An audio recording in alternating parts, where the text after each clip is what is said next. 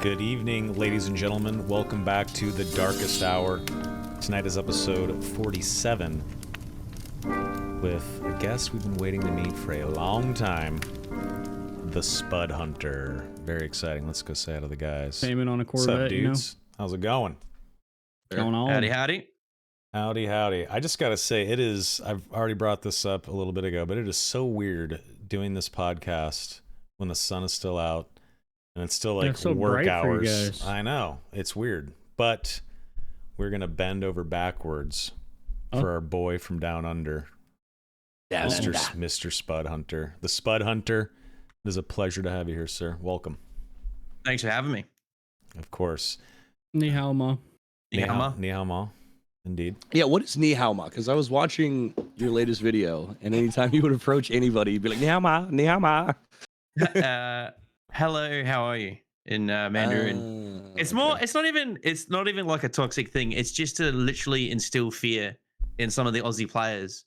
Because then they start looking left and right, thinking there's going to be about four or five other players coming up behind them at the same time. Because So it puts typically them on that'd be the edge. case. Yeah, that would be the case typically. Yeah. That is hilarious. Yeah, I just watched your latest video, 12 Years a Meta Slave. It was hilarious. You are a mainstay in the Dark and Darker community. You have a great stream, a great YouTube channel, and I was hoping maybe you could shed some light on sort of your content creator journey, how you discovered Dark and Darker, and just give us like a history lesson on the SpudHunter, if you would mind. And how much time have you spent on the couch? We'll get to that's a Oh, whole no. nother segment. That's a whole nother segment. Yeah. This is, like I said, this is my side hustle because, tough, right? You know, I did not Life as a even- content creator. 1 minute you're hot, next minute you're not. All right, so I guess I'll try and do the pill form thing. I've been doing this for about 5 years, and I started out with Quake Champions. I tell a lie, Doom 2016 sort of got me back into FPS gaming, right? So 2016, I was sort of like, oh, because I had a break for a couple of years where I just focusing on life, got bills to pay. Life finds a way of kicking your ass sometimes, where it's like the fun things in life go to the wayside, and gaming sort of went to the wayside. And early 20s and teen years, I just smashed arena FPS, really into Counter-Strike, all that stuff, and turbo nerded FPS games. Bit of RTS, some RPGs, but yeah, a lot of the old school like PC games of the 2000s and late 90s. Time travel, 2016, around that time I'd been taking a bit of a break, and I kind of discovered Twitch and Doom 2016 at the same time. And then they announced that they were bringing out Quake Champions. I was like, oh, that'll be sick. I'll get among it and, wipe off the cobwebs off the keyboard and try and get sweaty in Quake again. And I don't know, I tried to turn it into like a bit of a comedy thing at the same time because I like my comedy and filmmaking and all that. And just tried to do something a little bit different, but not reinventing the wheel. And that game died in the ass along with my dreams. And then went on to another game and that died in the ass. And then another one died in the ass and another one after that. So unless you're a World of Warcraft streamer or fucking one of the guys that popped off in PUBG, I just realized you're going to have to like delay this by 2 minutes and censor everything if you're uploading this to YouTube, eh? Because it's just going to slip. No. every No. I'm Australian. I'm speaking We've had Australian. some pretty bad I bits. realize I got to speak American. Yeah. All right. Yeah, I'm it makes dropping me F bombs always left, right, and think. center. It makes me think of that time. God, it was like long time ago. You once told me you're like, "Yep, every game I've ever touched has died, and same thing's gonna probably happen to Dark and Darker." And I remember seeing the player count at 3K, and all I heard was Spuddy's voice in my head. Every game I touch dies, and I was like, "Oh." Yeah. No. no. I think this game's around. Like, I don't know if it'll like be super mainstream or pop off again, like the playtest. Sure, But sure. I definitely think this game will have a tight knit community around it for years to come. This game doesn't die in the ass. But yeah, no, like I was really passionate about this whole thing I was doing, and I don't know. I always had like a dedicated audience of around 100 to 200 people watching me from Quake Champions onwards, and I just always found something else that I was passionate about. I never chased games that were like trendy or popular or whatever. And at the end of the day, when you usually do, it's saturated with millionaire content creators with a team of, you know, friggin' 4 editors and 2 PR staff, and they're a part of some firm where they get to do collabs with, you know, Drake. friggin' yeah, Drake and Mia Malkova and all that. And Oh, dude, sign me up. so, like, We'll get you all to Drake. Don't uh, worry, buddy. ultimately, We could skip Drake, you know. I like it. Yeah, I good music. I always like followed games that I'm passionate about, and they tended to be niche. But like any, I mean, Jay would know this moving to other games when there's been issues with Dark and Darker, like the servers, like not all of your audience will follow you to whatever, you know, like if I go and play Project Zomboid, I'm going to literally have 50% of my viewers. So I always had that issue where every multiplayer game that I got into kind of it popped for like a couple of weeks and then died in the ass. And I don't know, that's literally my I'm not pulling out the small violin or anything, but like yeah, I just sort of I guess I've recently found my feet with this game because it has a dedicated community behind it. And I guess it gives you a bit of an opportunity to find your feet and people, you know, find you. Jay would have experienced the same thing where because you said you played Tarkov, right? Mhm. Like you got no chance in hell. It doesn't matter if you're the best player unless like the stars align for you. You know, it's going to be the landmark Pestily TV show. You know what I mean? Like around Yeah. that Yeah. game.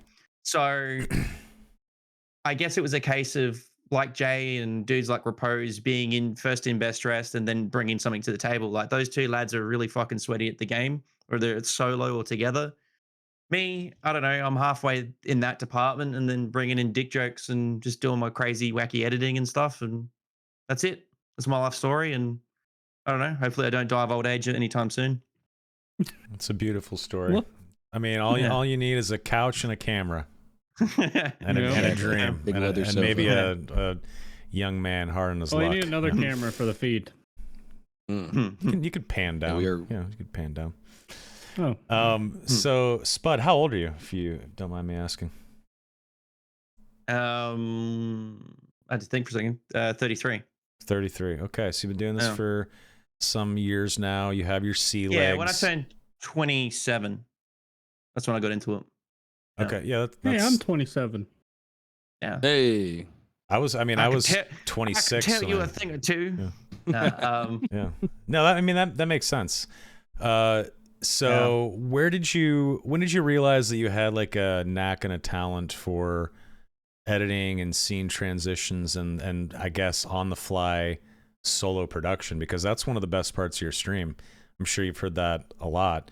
Is you have so many scenes, so many transitions, and you like seamlessly are able to switch it up, and it seems like you have a team behind you. You were talking about how, you know, streamer millionaire X can have a PR guy and this team and editors.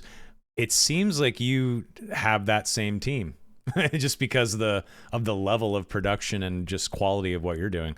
So I mean, what's the process like building all that shit out? Does it just come naturally to you? Is it a shitload of work? Is it annoying as fuck, but worth it because it makes your stream better? Like, how do you feel about all that? No sleep is one of the key answers. Yeah. Like I did that recent video I did. I did the 12.5 hour stream and the run where I was like, okay, start a new character, do the challenge. And then I knew, all right, well, it's all fresh in my head. I know what happened with the dirt, and I've been writing notes on a piece of paper. And instead of trying to edit that over a week or 2 weeks while doing streams, I just took 2.5 days off and I did nothing but edit for literally like the entire days. Like there were like 12, 13, I think one of them 14-hour day, just constant editing and then upload it and then get back on. And that's like going back to the old thing you were saying, or we were talking about before about like people starting now on Twitch and whatnot. Like, unless you're already full-time now and you've got enough money to come through your you know, whatever you're doing, whether it's YouTube or Twitch, it's hard to get a foot in doing stuff like that. Like I couldn't imagine doing that while I was doing my old job. Yeah. So that's it. And Yeah, no. also like just have gags. Like Like this seems to entertain people. Shiny objects that helped me at the start. But yeah, no, I don't know. Like how I started doing this is that the question? Sorry, I kind of messed up where I was going with this. Like, No, yeah. I mean, just like what? Yeah. How did you find your knack for all this editing and scene transition stuff and the think- wizardry, I guess, behind the I think TheSpudHunter? it's like a bit of a jack of all trades, but maybe like a master of none. So like when I was younger, I loved escapism, right? Like movies, Hmm. games, music. I think like anyone, like any Sure. normal person likes all those things, entertainment. But I liked it a lot more than other people. Like I was into like I'd go full just down the like tunnel vision of anything. So if I got into a band, I'd listen to everything and then do the like get behind the scenes, read all the books, who shagged who argued with who, all that kind of stuff. And it was like the same with like movies, how they were made, and even like the game development stuff. So I got into games, but I guess in the 2000s, and you know this, Soma, like it wasn't until probably 10 years ago, or not even that, maybe even 8 years ago, where you were kind of like a degenerate if you're into games, like into them. Oh yeah. You know what I mean? Like, Yeah. it's not Yep. just a casual thing. Like, you're into it. Like, now people consider, oh, you could either be a game developer or you could be an entertainer, like on Twitch or YouTube. Whereas if you said that 10 years ago, people would be like, "Ugh, do something with your life. You useless piece of shit." At least where I'm from. I'm from like a very delayed part of Australia. Like, I'm from South Australia and it feels like we're 10 years behind everything. So I grew up around like football culture and shit. And, Get her done. you know, Yeah. yeah, like so anyway, to me, like I grew up sweating FPS games, but I studied like movie making and I love movies and storytelling and comedy. And I guess it all just came together over time where the passions that I had, like I tried to get into, I guess, studying film, but I don't want to get too much into my personal life, but I had like some personal shit that was out of my control that really fucked up the aspiration, like chasing your dreams kind of thing. You know what I mean? Like, Sure. you know, if you were like a Nepo baby and it's like, you know what, I'm just going to go to Harvard and study filmmaking for 6 years and then just, you know, suck dick into the industry. Whereas me, it was like, I'm just some dickhead in South Australia on the bottom of the planet who wants to make movies. How the fuck am I going to do this? So Right. that didn't happen. I ended up getting a regular job like everyone else. And then eventually I just stumbled my way to this point where I discovered the whole online work, like content creation thing developing. I was like, dude, I could do this. Like I studied how to edit, self-taught. I went to like a course for about 6 months on it. And then I taught myself a whole bunch online. And then it just came down to lots of self-taught stuff through the internet, making of stuff. And it's just a whole bunch of things come together and mostly self-taught. And then I just, yeah, I guess sweat games enough to back it up where I'm not dog shit at the game or the games I play. Because it's always fun when people are funny or fun, but like if you just spawn die in games, it's not the most exciting things to watch. You know? Yeah. So yeah, so I was lucky I had a lot of degenerate hours in my teen years playing sweaty games. So like you've got that muscle memory. You know what I mean? Like it's always in you. If you learned guitar when you were a kid, unless you got run over by a truck, you're going to know how to play guitar in your 40s and 50s. You won't be shredding like you used to if you had a big break, but that muscle memory's there. You know how to play chords, you know, progressions, scales, all that kind of stuff. So after having a big break from gaming and then coming back into things, I took all of the experience, the life experiences I had pursuing other goals and dreams I had to this YouTube Twitch thing. So it's like a whole bunch of life experience and things came right together at the right time. And I wanted to do this shit way before it popped off. YouTube, not Twitch. I didn't know about Twitch really until 2016, but YouTube, I wanted to get amongst it back in like 2010, 2012 or whatever. I had an account in 2008. I forgot what it was called, but I used to upload some Half-Life stuff on there. But I had 56K dial up until Yeah. 2006, and then 512 kilobytes until I think 2010 or 11. Hmm. and then 1.5 all the way up until 2014 or something.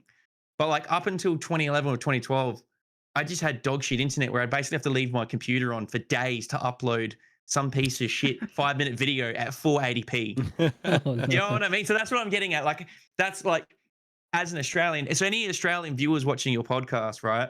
They'll all know. Like, Americans are you guys. You guys were always 10 years ahead of Australia. We didn't get NBN until recently. So What is I that? had to jump. NBN's the National Broadband Network. It's Oh. literally 2 tin cans with like a line, but it's better than what Yeah. we had. So essentially, I kind of, when I discovered the Twitch thing, I really wanted to give it a go. The pocket money I made from my old job, I went out of my way and took a bit of a gamble. I thought, I'll give this a go and I'll try and do it part time and see if I can make something of it. And to do that, I got 4GX, basically like mobile internet. So I got like a modem that connects to, I think it was Optus internet. And that gave me the ability to live stream. I couldn't do it on landline internet.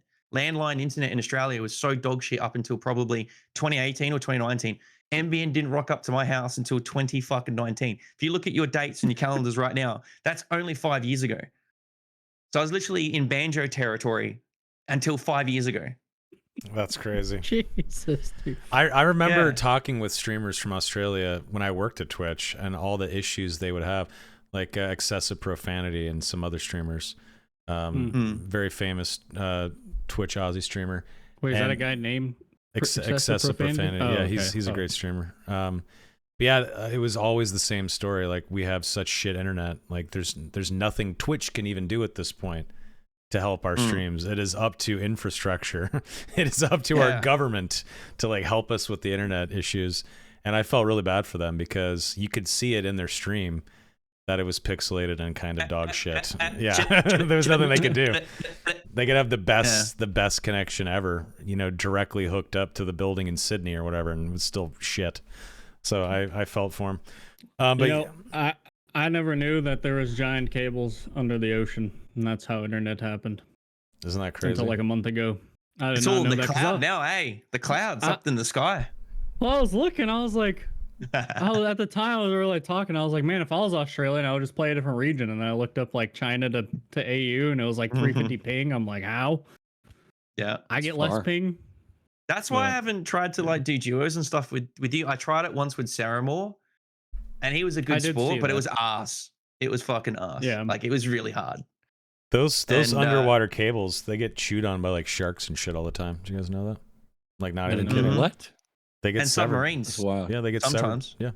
Yeah, it's No, they pretty. hit It's 'em. pretty In the insane. Netherlands and Sometimes they're cut on All that. purpose. Who knows, man? Yeah. The world's at war. Yeah. But yeah, it's funny that you were into like filmmaking and whatnot. Because when I got out of the Air Force before I started streaming, I did not know what I wanted to do, but I was also heavily into entertainment, and I wanted to somehow get into filmmaking or production or something, anything. And I knew obviously about Justin TV, but Twitch wasn't even a thing yet out of JTV. And then I got out, and when I was using my GI Bill to go to school, I was actually going to film school. I wanted to learn how to use a camera properly and maybe direct or produce something. And then I was like, why don't I just stream on fucking Twitch? I could just put all this to use right now. Like, if I have a production mindset and if I want to be a host of something, I might as well just get on Twitch. And so I had like a similar thing where I just started streaming. I ended up dropping out of school and just teaching myself everything. It was just faster and That's cool, better. man. Yeah, it was just better to do it on my own. So good for you for taking that path and kind of running with it. I am curious, buddy. I know you. I don't know if you want us to say this, but you once said that you worked at festivals. Is that okay to say? yeah, that's cool. I mean, Okay. you know, so the world knows, right? Yeah. Well, I was Uh, wondering, like, how much did that like help with like streaming and YouTube? Was working at like Oh, I tell like you, like, you shows know and what? stuff and That's a setting funny them up. thing you ask, right? No. Not fuck all the logistics of that. Actually, on a human level, right? So, I've always been a bit wacky and sort of like high energy and like to try and entertain people, but Mm. I definitely, coming out of high school, I was a bit more introverted than I am now, and that working in events and dealing with the public of like all like economic backgrounds, race, creed, whatever, right? It made me it gave me skills to deal with people better. True. So when it comes to like even just dealing with trolls on the internet, you just learn how many fucking dickheads there are out there in the world, and it gave me good conflict management skills, right? Sure. So yeah, I guess the event work involved a lot of the music industry, but the rules kind of apply to anything when it comes to entertainment. Is that people want a good time. They don't really care about anything else. They just want a good time. So that's Okay. the number one thing I learned the most out of it. Yeah, but yeah, there's not too much else that I could take out of the event industry other than just more psychological stuff. Sure. Not the industry specifically, but just more Probably experiences helps with a lot people. more Yeah, than most people would think. You know, getting a lot of people yeah, experience and all that kind of stuff. yeah.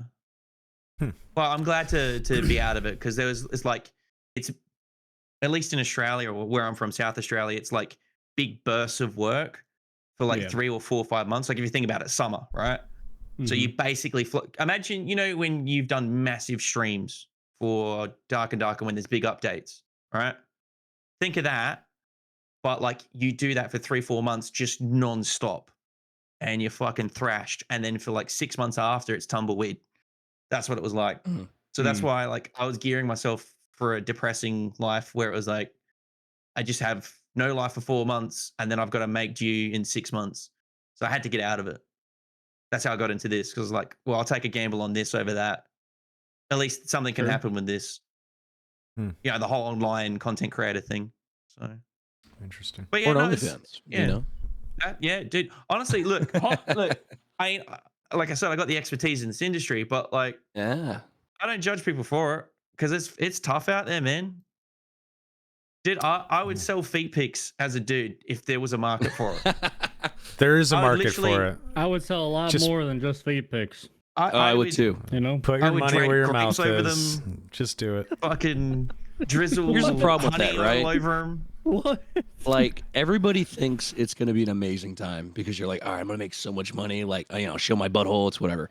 But like, even if I went full in, the amount of money that I would make for like, completely exposing myself would just not be worth it because I'm just not it. Like, I'm not that guy. Like, I don't got it like that. You don't know that. And so None of you guys know. Did you But know you could that? be the first guy to shoot ping pongs out of your ass, ping pong balls out of your Okay. asshole.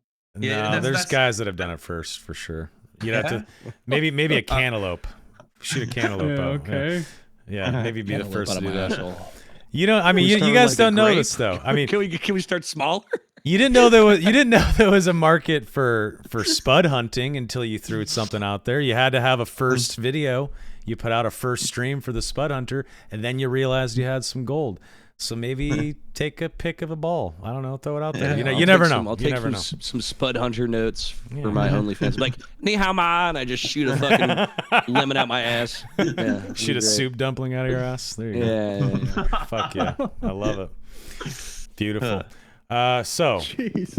Dark and Darker. Dark and Darker. It's a video game that we all love. It's a great game. When did you discover Dark and Darker, Spuddy? Like playtest 2, 4? When playtest 1? Just one. Okay. But right at the end. So I'm not doing that. Like I was there. I'm one of the OGs, bruh. Fucking before you guys were playing it. It's not that. Like I literally got in on the arse end of it. I got in on the last, like literally the last day. So imagine you give someone pure crack cocaine and then take it away immediately. That was my experience. I was like, oh, dude, what the fuck was this playtest? Because I've played so many playtests where it was like, oh, yeah, this has potential or this could be something, but right now it's dog shit. Like In 5 years, it might happen. Yeah. Well, here's an example. Although it was more inspired by Dark and Darker by playtest 2, Dead Zone or whatever it is. I don't even know if it exists Yep. anymore. Oh, then, right? And you play that and it's like, oh yeah, this is cool and all, but it literally feels like I'm playing with broken Lego bricks right now. This come back in 2 years. Now, Dark and Darker was always very bare bones, but there was always a fun gameplay loop. Even when there was shitty game balance, there was always, like I've always talked about it in recent videos on my stream, I may get tilted with the game now and then because inherently there's a lot of unfair things in the game, but overall the game is fun, Right. you know, and it really has been since day one. So You guys remember yeah, how like- easy it was? Like a couple first play tests, they really cranked up the PVE like after the first couple of play tests, and they have not backed down at all. a game is so different, but in good ways. Yeah, yeah. Like, even like the thing of the healing system, like the reason I could take on 1v3s before they added solo queue so much was you could stack heals into fights, and so many players didn't do it. Right. So I'd drink a green, a blue health potion, and then like do the protection potion, and you're kind of healing as you're taking damage into the fight by multiple potions. Obviously, they had to get rid of that because they wanted the game to be changed in a different direction. But yeah, like just thinking back on that, it was very different back then. But yeah, that's when I discovered it. Yeah, playtest 1. But I think just to give credit where credit's due, I discovered it through technically One Peg and Pestily. So One Peg was talking about it. I don't play Tarkov, but I literally live down the road from Pestily. So I get on with the dude. We met up at some events and stuff. Nice. So he was the guy that got me onto Cycle because he was like, "Hey, Spuddy, I know you don't like Tarkov and you need a new game to jump into. You should check this out." So I checked out Cycle because of Pestily, and then Dark and Darker came out, and I think Tarkov was in a dog shit state when the first playtest of this game came out. Like Tarkov, I think it was when the cheater epidemic was at its peak, and people were just like, "We need something new." And even Pestily, like Tarkov's literally his bread and butter. Even Pestily was like trying to look for something new. So he got into this, and One Peg made a video about it, and I was like, I saw the video, and then I saw Pestily stream it, and I was like, "All right, I'll get amongst it." So I asked Pestily, "What's the game like?" He's like, "Yeah, it's different. It's like fantasy Tarkov." And I was like, "Fuck it, I'll try it." And I downloaded it. I got 1 day to like play it, and I could feel that itch straight away as I was playing. I'm like, "Man, got to get back in the lobby," kind of thing. And and like, yeah, and that's it. That's the origins of finding the game. It was, I'd say it's because of those 2 dudes. I eventually would have discovered it because everyone did, but yeah, it was those 2 dudes playing the game, and then that's when I jumped on. So yeah. Very nice. And you went pretty much all in on Ranger to start. You were flinging arrows, which was awesome. But since those early days, you've kind of spread your wings and flown to new pastures, I suppose you could say. The latest video you put out, which was great, 12 Years a Metaslave, you played Barb, which was hilarious to watch. What do you think is like your overall favorite class in the game? Like, what do you think has the most potential? What do you think you're the best at? If you had to just choose one and go all in, what would it be? This is going to be interesting because I'll get Jay to pipe in on this because he'll probably You're gonna say it. Don't say it. Wizard's the best class. It's so much fun, but I feel like I'd rather eat a bag of toenail clippings than play it solo HR anymore. It like Tell me about it. Yeah. So you don't. I know in trios it's fine. I've watched you play in trios. Solo Wizard. That shit drives me nuts. Fuck, I lose hair. I know I put you on the over it. spot by basically throwing it at you because I genuinely wanted to know. Yeah, because I genuinely wanted to know whether you thought it was dog shit. Like, oh, it's just a skill issue from me. But people can play solo wizard. Sure, they can get ranked. They can be high ranked. You can't tell me you're having fun. That shit is miserable. That's it. No, that's the thing. No, literally, it's like you have to do like matrix cartwheels in slow motion, do clitoral stimulation on your opponents, and try and simultaneously like inventory manage and then cast, and everything's in slow motion, and they're doing everything 3 times the speed. Like the irony is, people like I know magic missiles needed to be nerfed, but like when they nerfed it so hard, like I'm playing Barbarian, my hatchets are magic missiles on steroids. As far as I'm concerned, they go faster than magic missiles, and the amount of people that bitched and moaned about needing to nerf Wizards magic missiles when ultimately it it's just it's a complicated the class is complicated, and magic missiles, the way it worked was the only thing that saved it. And without Mhm. it, it is now just an absolute testicular torsion of an experience. So I've been preaching that that's forever, man. yeah. But you have one melee counter and it's magic missile, and then if they ever like nerf it too much, the class is dead. And if they But over buff it, but then the, everyone complains. Yeah. but the irony is right that it looks like to the I hate to say Timmies, but to the Timmies of the community, like the average Joe players, right? And I don't like sounding like an elitist, but I'm going to sound like it here. To the average players, when they see magic missiles, they just see it as crazy ranged weapon, like the Mhm. ranger with the arrows, right? But if you literally break it down on a game balance, like game development level, like if you think like a game designer and as a sweaty player, the way it operates is it's super slow projectiles that are easily dodgeable, right? And ultimately, its optimal range is 2 feet in front of you. So Yeah. it's a melee weapon essentially. That's So when correct. a barbarian comes up to you, they've hit rage and they've got crazy dexterity boost or whatever is going on that makes them swing really fast, or a rogue that comes out of invis and just goes swing, swing, swing 3 times. They're doing the equivalent of what the old burst magic missiles was, basically fast melee damage. That's it. So now that they got rid of that, because a lot of people, it was a bit strong. I will admit that it did needed a little bit of tweaking, but they, like a lot of things in game design with like League of Legends or this game, it's like the fucking pendulum swing the other way. It went from being too strong and fast to now just useless. Have you noticed that Yeah. Iron Mace has a bit of an issue finding a sweet spot? Like it's either all or nothing a lot of the times with the adjustments they make, the tweaks they make. It's either 100% scaling or 50% scaling, never fucking 65 or 70 or 75. There's not really typically a middle ground. I mean, I've noticed that. It can be slightly frustrating.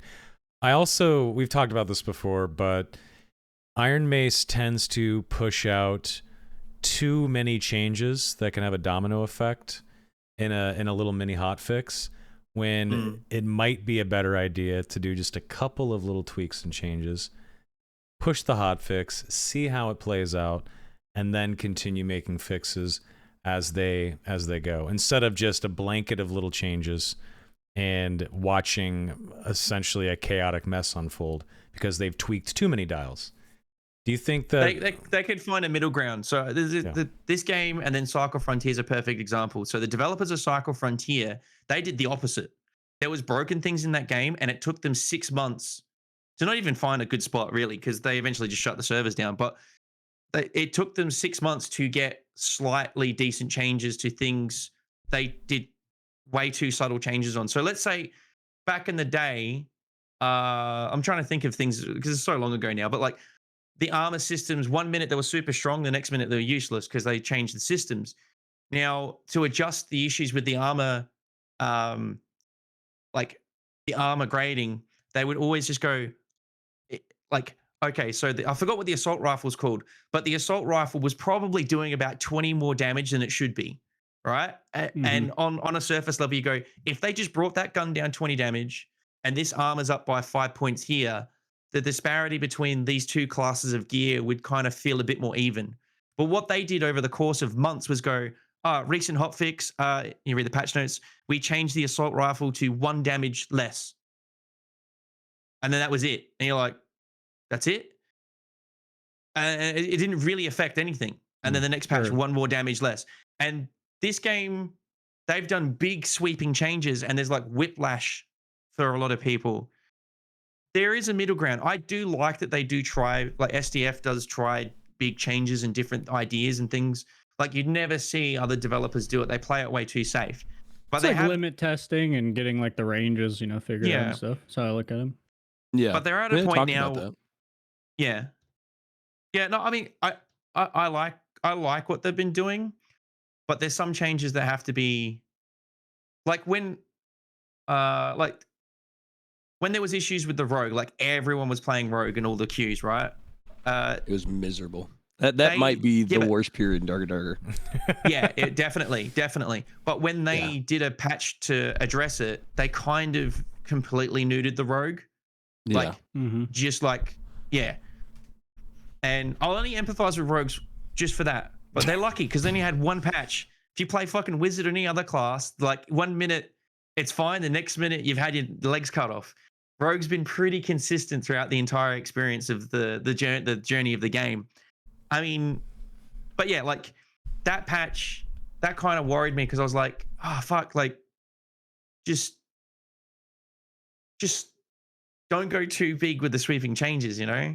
So I don't know, like I do like that they try different things because I've been a part of games like communities, like streaming a game like Cycle Frontier, where it took them too long to do anything, where people got bored, moved on because it was like, this doesn't work. There's no, at least with this game, there's been changes where people have gone, hey, this is an experience I like now here. I like for instance, like I actually love the current patch. I think it's really good, except for playing solo wizard. There's obviously it's not perfect, but in the recent couple months, I feel like this is the most engaging the game's been. Again, it's not perfect, but it's a lot more fun than it has been. And Sure. I feel the recent ethos in their like patch cycles have been a lot better than recent times. You can tell they're taking more time in things and they internally test it. Like Yeah. like at least this last month, particularly. And you know they're not rushing the next major patch because they would have already put it out. Because they were talking about they wanted it ready for Christmas. We're going to be hitting February very soon. So let me ask you more this. I excited. know we've talked about. I've heard you talk about this as well. How like balancing the game around trios and then also solos is really difficult. Do you think that's a bit of a fool's errand, or do you think they can kind of rein that in a little bit? I feel like they have a bit already, but there are some hard counter. I don't know, like it does seem like 50% of the player base still plays solo, and let's say you've got like a group you play with. Not everyone's always online, so you're not always going to be playing a trio, and no one random queues. I mean, Jay might be in a good position where he has a lot more friends than I do. I'm not being a sarcastic prick. I mean that. Like you got a lot more like streamer, gamer friends of the game where you can team up. I don't. I literally don't. And I don't play. I like playing solo, but even if I was a trio player, I can't think of another Aussie streamer that gives a shit about this game, or even some of my friends. Most of my friends have moved on. So it's kind of like, even if I was a trio player, I'd definitely be spending a lot of time in the solo queue. So already for them, they do have that issue that 50% of the experience or the players are kind of in solo already or anyway. In the playtest 5 stats, I'm almost certain it was half the player base was solo players. It was But pretty that's- consistent. Yeah. Yeah. It was like always around 50 to 60% solo. So it's a bit of a weird one where it's like, I understand they designed this game as a squad game and a trio game, but a lot of people play it solo. And even in trio, sometimes there's interactions where it's like, do you really want to have to always rely on the tank to deal with it? You know, like, is this Left 4 Dead or something? You know, I don't know. But I don't mind there being like the rock, paper, scissor thing. I've said it in the videos and on my stream where it's like, I just wish they closed the gap a bit. Like the wizard versus a barbarian with the iron will. Like in solo HR, if you're playing whatever fucking map, you're dealing with people, you're keeping your distance, but then you go down a corner, open a door, and there just happens to be a barbarian. You've listened for it, but you still didn't hear it because whatever distance. And then they see you and they're just throwing hatchets across the fucking room, already connecting with you. Achilles strike, you're slowed down. They do the barbarian rage, they charge you, you cast slow on them. It somehow slows you down in the process, you're dead. Right? So like those experiences, they just feel like shit because it doesn't come down to like, it doesn't even come down to anything other than you just like the old landmine arguments with like the ambush stats on Rogue in the past. You hit a landmine, you know. I'm not talking about rogues. I just mean the metaphorically landmines in general. You know, no one likes hitting a landmine IRL or in a game. So that's how I feel about it. It's just like that's a me thing. Some of the community don't give a shit. They just play trios. But how they deal with that, I don't know. I would just say it's no like hard counters where it doesn't matter. Like I've definitely fought people in this game where I know they've got a crayon in their fucking nose and because the way they move, right? Sure. You know, as a, Jay, you know, as a player of the game, you see the way they move, the way they push, the lack of protection potions, lack of anything. They just hit the W key, and you lose, and you're like, "Fuck my life." There's not a single thing I could be praying to all 17 gods, and I still lost that fight. That's the only thing that gives me the shits with that design. But it's a lot better than it used to be. I just think the only one that's very terrible at the moment is definitely the wizard versus the barbarian. Even like barbarian has issues with PDR fighter, but you can still make it work. Like you can juggle them. Like you can still juggle them with good plays. I've been getting better at that the more I've been playing it since I made that video. But wizard definitely feels like you're just an NPC now, Well, which have I don't think is you good game design. have you tried Outside of bringing playing in trios. have you tried bringing in 30 explosive bottles? Ah, yeah. That seems to work. They changed that. They changed it. Yeah, they Terrence did. said they changed that because of that video. Yeah, that's a great. It's a great video. Well, I actually think. Oh, go ahead. I actually think wizard is the class that has been worked on. Like you said, you know, it's like combat triangle, and you have counters and stuff, and you want to maybe squish that a little bit, bring it a little more even. I actually feel like wizard is the test subject right now because wizard went from like, okay, you see a fighter, you probably kill him because you're his hard counter. When they You had see a tactical cleric- nuke fireballs. Yeah, you see a cleric, you're like, yeah, you know, I can probably kill him. And it's like a free kill almost. Barbs used to be like that in the early playtest because everyone was terrible. But I feel like now wizard counters nobody, but still gets countered. I feel like Well, they're that's the thing. actually trying that. With the class. When I had that look dead inside, like look on my face when I died as a wizard before I started playing barbarian, because I was still trying to make it work. Like I said, you could still get high rank, you could still survive games, still win some fights, but like the majority of your engagements, you just lose by default. There'd be that one like, well, actually, guy in my chat, and he'll go, you know, that class is your hard counter, and I'd be like, motherfucker, the floor is my hard counter as wizard. The whole fucking game is your hard counter at this current patch. So, yeah, that means there is a bit of a design ethos problem when even their rock paper scissors thing that they're doing doesn't even work for, say, that class right now. In trios, it definitely does when you've got people to lean on because you're like casting on the sideline, or like if you like I've seen There's you a lot play more wizard variables. and you can push and then rotate. You know, like, oh shit, I took damage, rotate, fellas. And then fucking Repose jumps in like it's the Marvels. And you know what I mean? Like it's kind of like you can do stuff like that. But in Wizard, it's all everything has to work. Like everything has to work, you know? Yeah, and there's going to be changes too. Like Iron Mace has said that. I mean, I've seen a couple people in chat bring this up, but Sorcerer, for instance, is going to be playing a lot like how the Wizard currently is, and the Wizard's going to become more of a utility caster. What happens to the Wizard when it's more utility in solos? If it's getting its ass kicked right now, Oh, dude, they better add a lot of spells that are good. You'll be playing for other Oblivion people. music over the VoIP going, hello, traveler. Got any wares to trade? Did you just be an NPC? Every role play. as you I get think killed. I think it's kind of like solo bard. 'Cause I mean, like, you know, bard right now solo is kind of. I think it's always kind of been that way. So, I think mean, it's I guess great. it would just. I don't You know. think I've solo seen bard's good? some good solo bards. Yeah, I think I'm a Bard is noob. But like go ahead. top 4 solo classes. Yeah. It's really good now. The Really? only reason I don't play it is just the APM stuff, like constantly doing the tunes and stuff. I mean, it's not that bad. Make it sound like you have to play like a StarCraft player or something, but a bad solo just too bard. lazy to play bard. Yeah, a bad solo bard is going to get destroyed. You have to be competent at the class. You have to be. You have to be a Because bit I've of been a sweaty. playing. I've been playing a lot of Bard's like Wizard. high roller rogue because I've been doing that thing. Which, by the way, With hit players. green, got sick, started playing like ass, got sent back down to like Voyager, No. or not Voyager or whatever. Dude, it was rough. But anyway, Damn. I feel like I hardly see anybody in high roller play bard, and when I see a bard as a rogue, I'm just like, it's on. Like I just give him the business. Yeah. Yeah, Bard is just like a rogue, but a little tankier and no invis, kind of. You know, it's like all the same shit. I mean, you could play an Invis song, but I mean, is anyone really going to do that? Not really. Sometimes. Spud, what do you think about the map rotation system currently? Waiting, you know, a half hour to go from Goblin Caves to the ruins. Do you like that Crypts has been taken out and it's just ruins, Crypts, Inferno? Do you like being forced into the Goblin Caves? What's your idea and thoughts around that?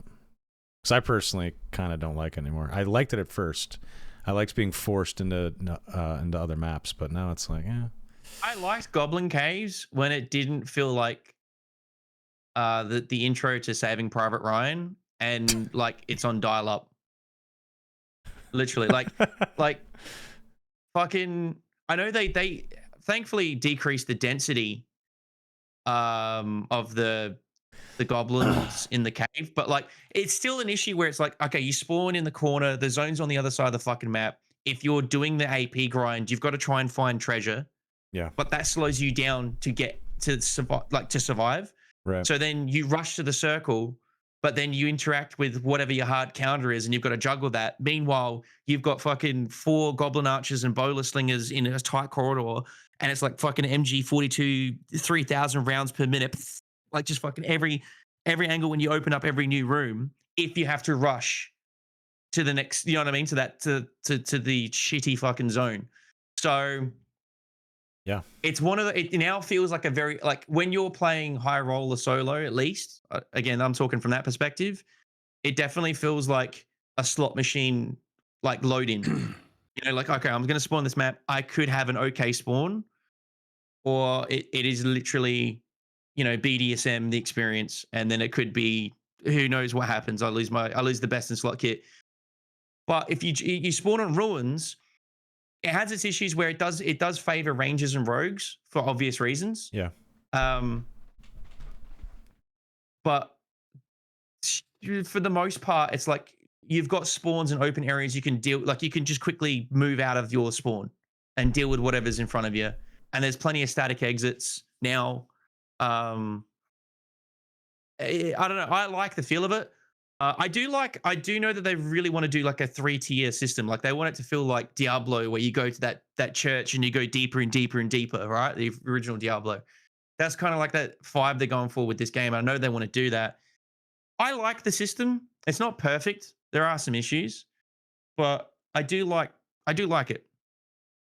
I do. I like it. I know there's a lot of people that don't, and a lot of them are boss like farming and fighting.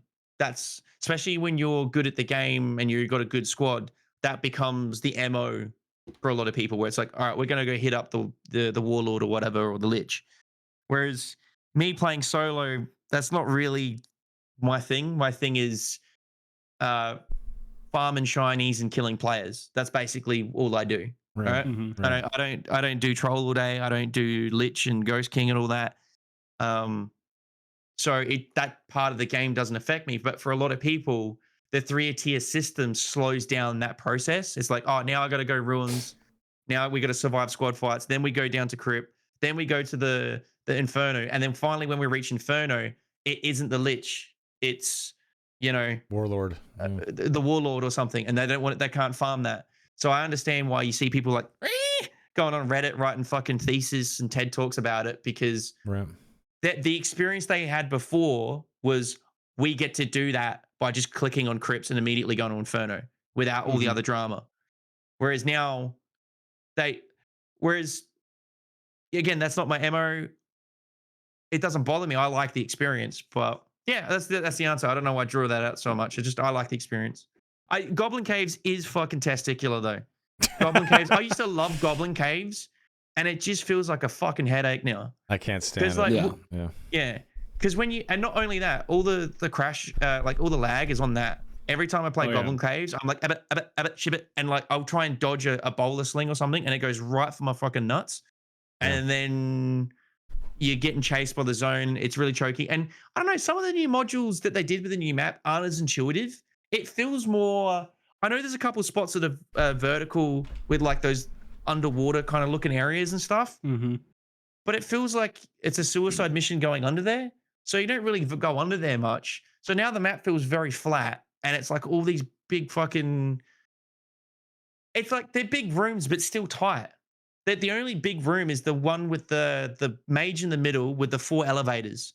Yeah. Right. I like that room. Yeah. That's but the cool. frame rate drop on that room is intense. When I go in there, it's a slideshow. Yeah. Massively so. I will say I got 2 major issues with Goblin Caves. One of them is completely personal, but I think you mentioned it, like how tight it is. If you get third partied in Goblin Caves and you're like dealing with mobs, you're fucked. You're boned because someone can just sandwich you between that and the mob. Yeah. My second biggest issue is I'm kind of colorblind. So like I can see reds and I can see greens, but like different shades, like sometimes like it's a little hard on my eyes.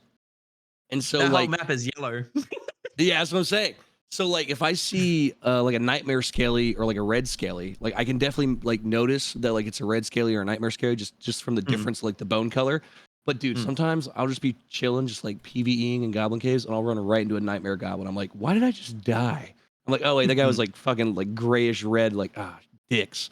Like, that's my big issue. It's all right, brother. You'll get a chance to take that skeleton down in the ring next Monday. Monday Raw. Ain't that right, Donnie? Hell yeah. Get her done, brother. Fuck yeah. Donnie, what is wrong, by the way? People are wondering. What's wrong with you? I have the flu or COVID or death. I don't know. Or cancer, something. Well, let's hope it's not COVID. Shit. Okay. You know what my issue with the map rotation is? I think I've had an epiphany because I've been a little burnt out for like the last 2 weeks or so.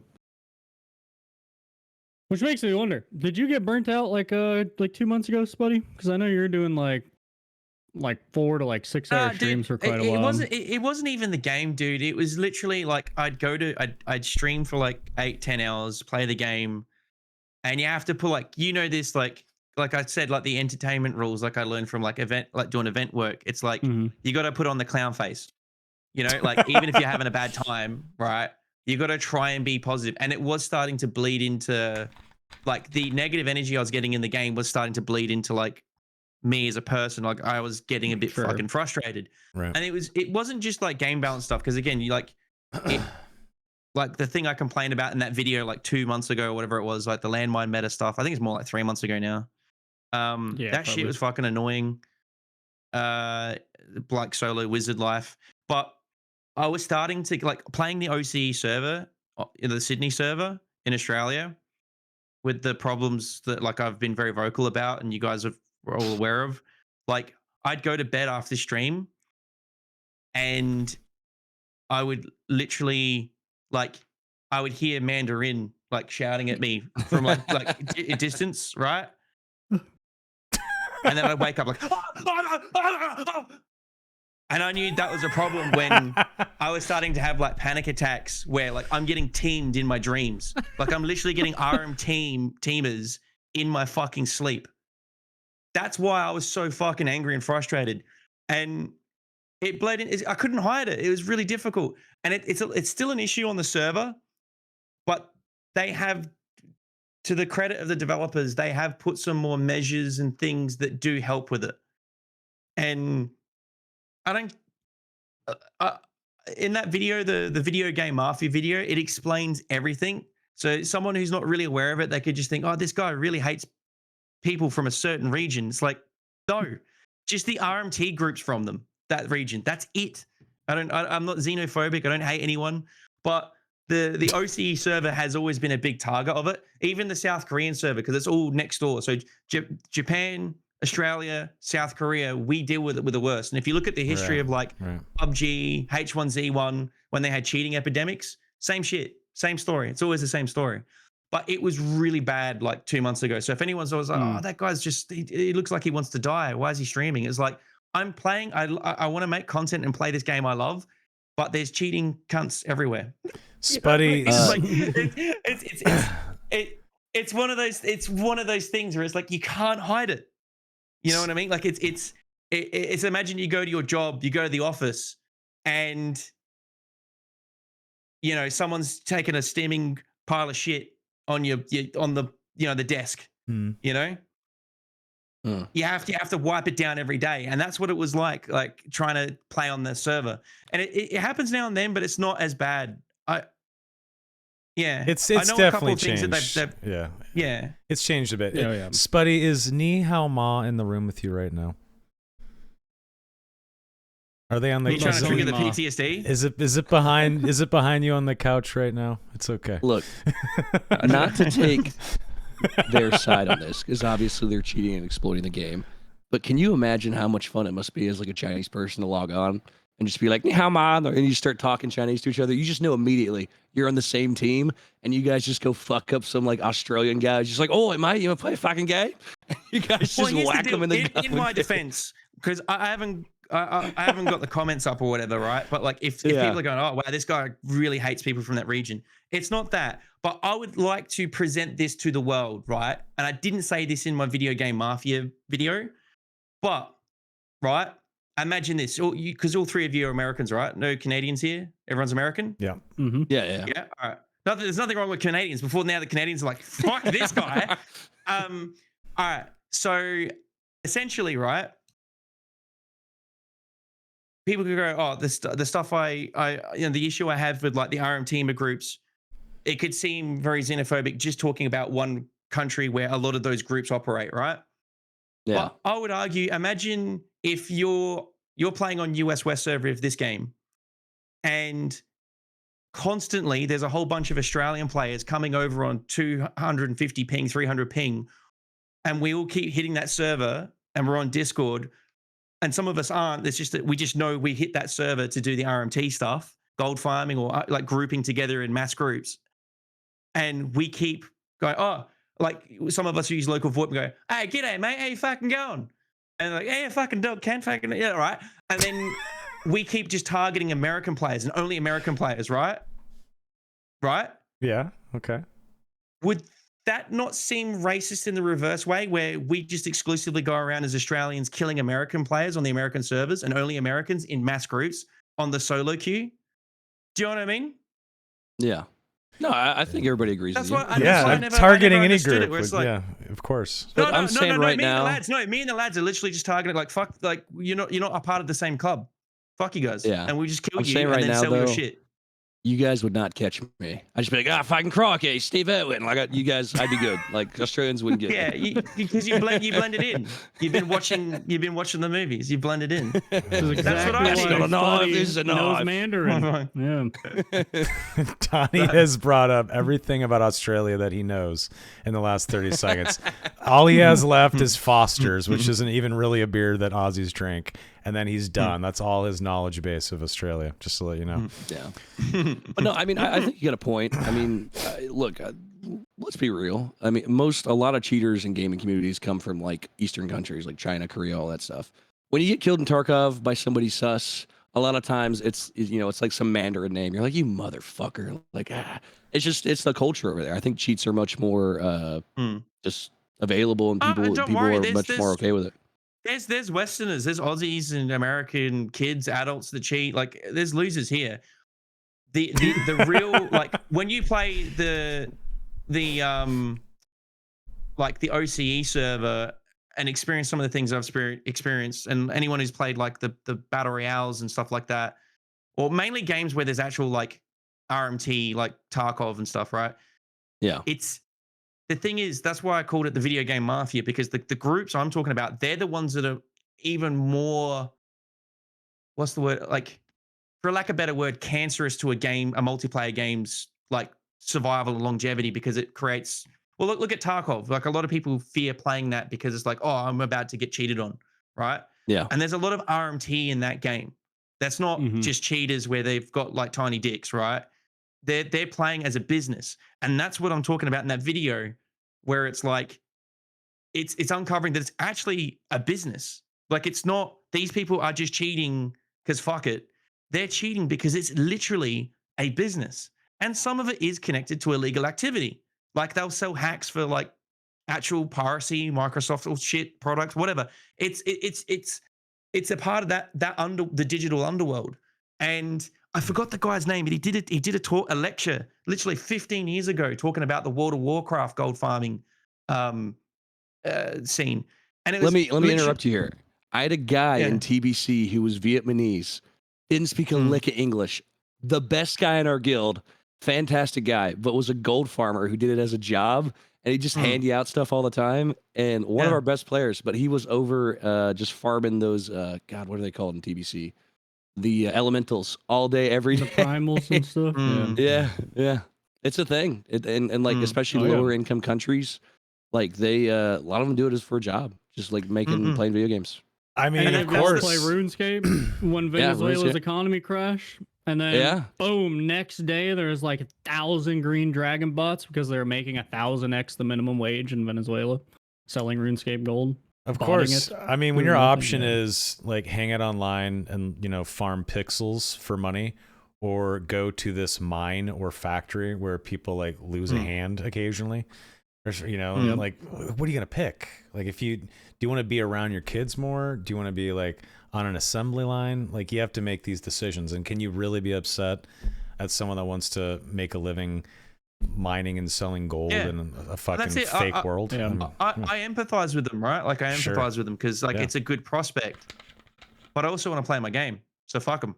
Yeah, totally. Like, yeah. So that's just one of those things. It's just like, dude, there's plenty of things I could do that's like technically illegal to make money. I won't say it on stream, but like there's things I could do that aren't related to stream. They'll be like, because I don't know, let's say it's better prospects, but it doesn't really justify the behavior. And at the end of the day, it's just Agreed. like, Yeah. Sure.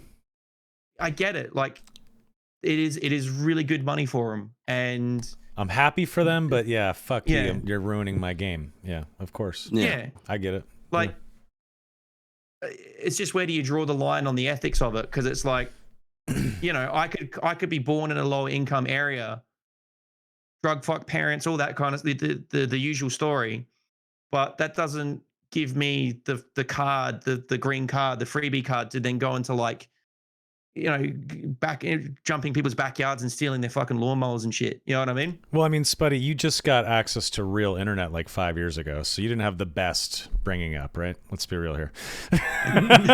Australia, I mean, it's pretty rough over there.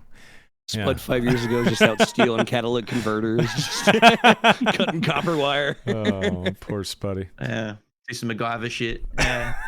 No, but look, the dark and darker devs are combating it a lot better.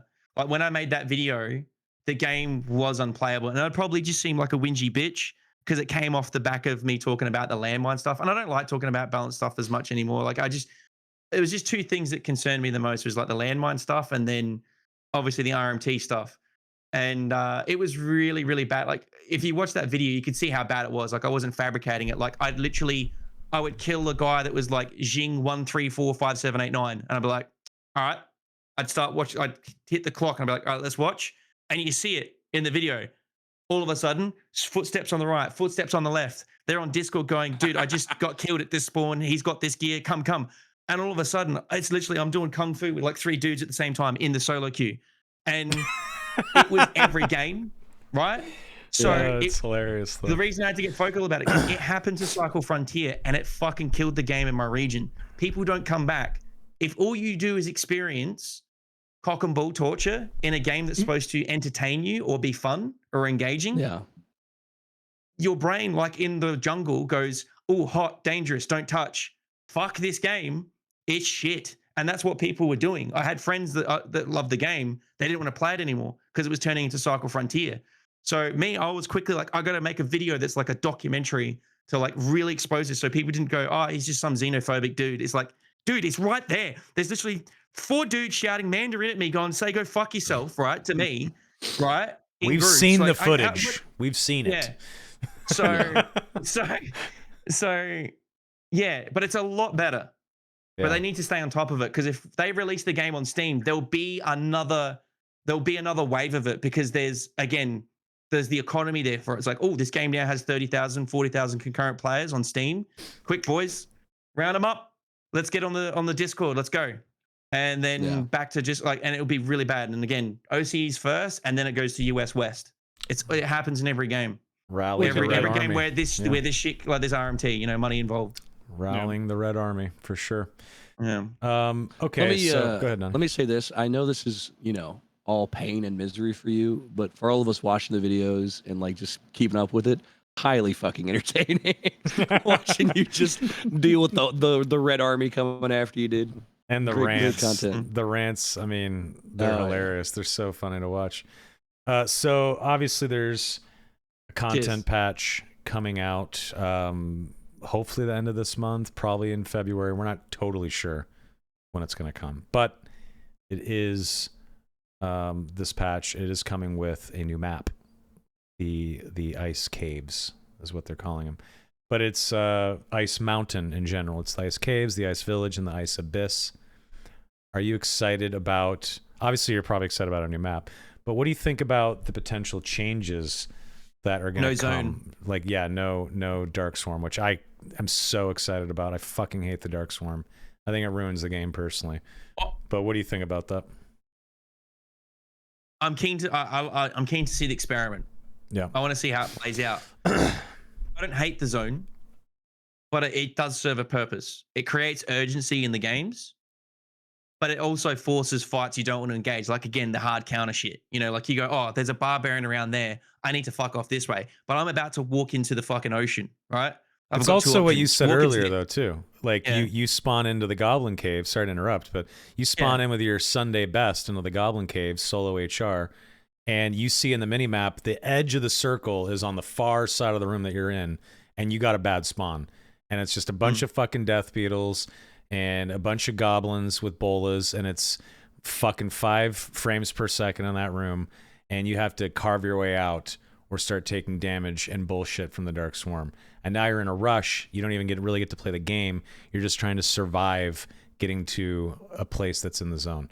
That kind of shit is why I don't like the Dark Swarm. Is it fun to use the Dark Swarm against another team that's pushing you and like holding them on the other side of the door and watching them take damage and you can be strategic about it? Sure. Is it fun like planning how you're going to traverse the map based on how the circle's closing? Sure. Like all that's fine. But I think there is some fundamental flaws with the circle, and that's why I bring that up. Yeah. Yeah. It's definitely not perfect.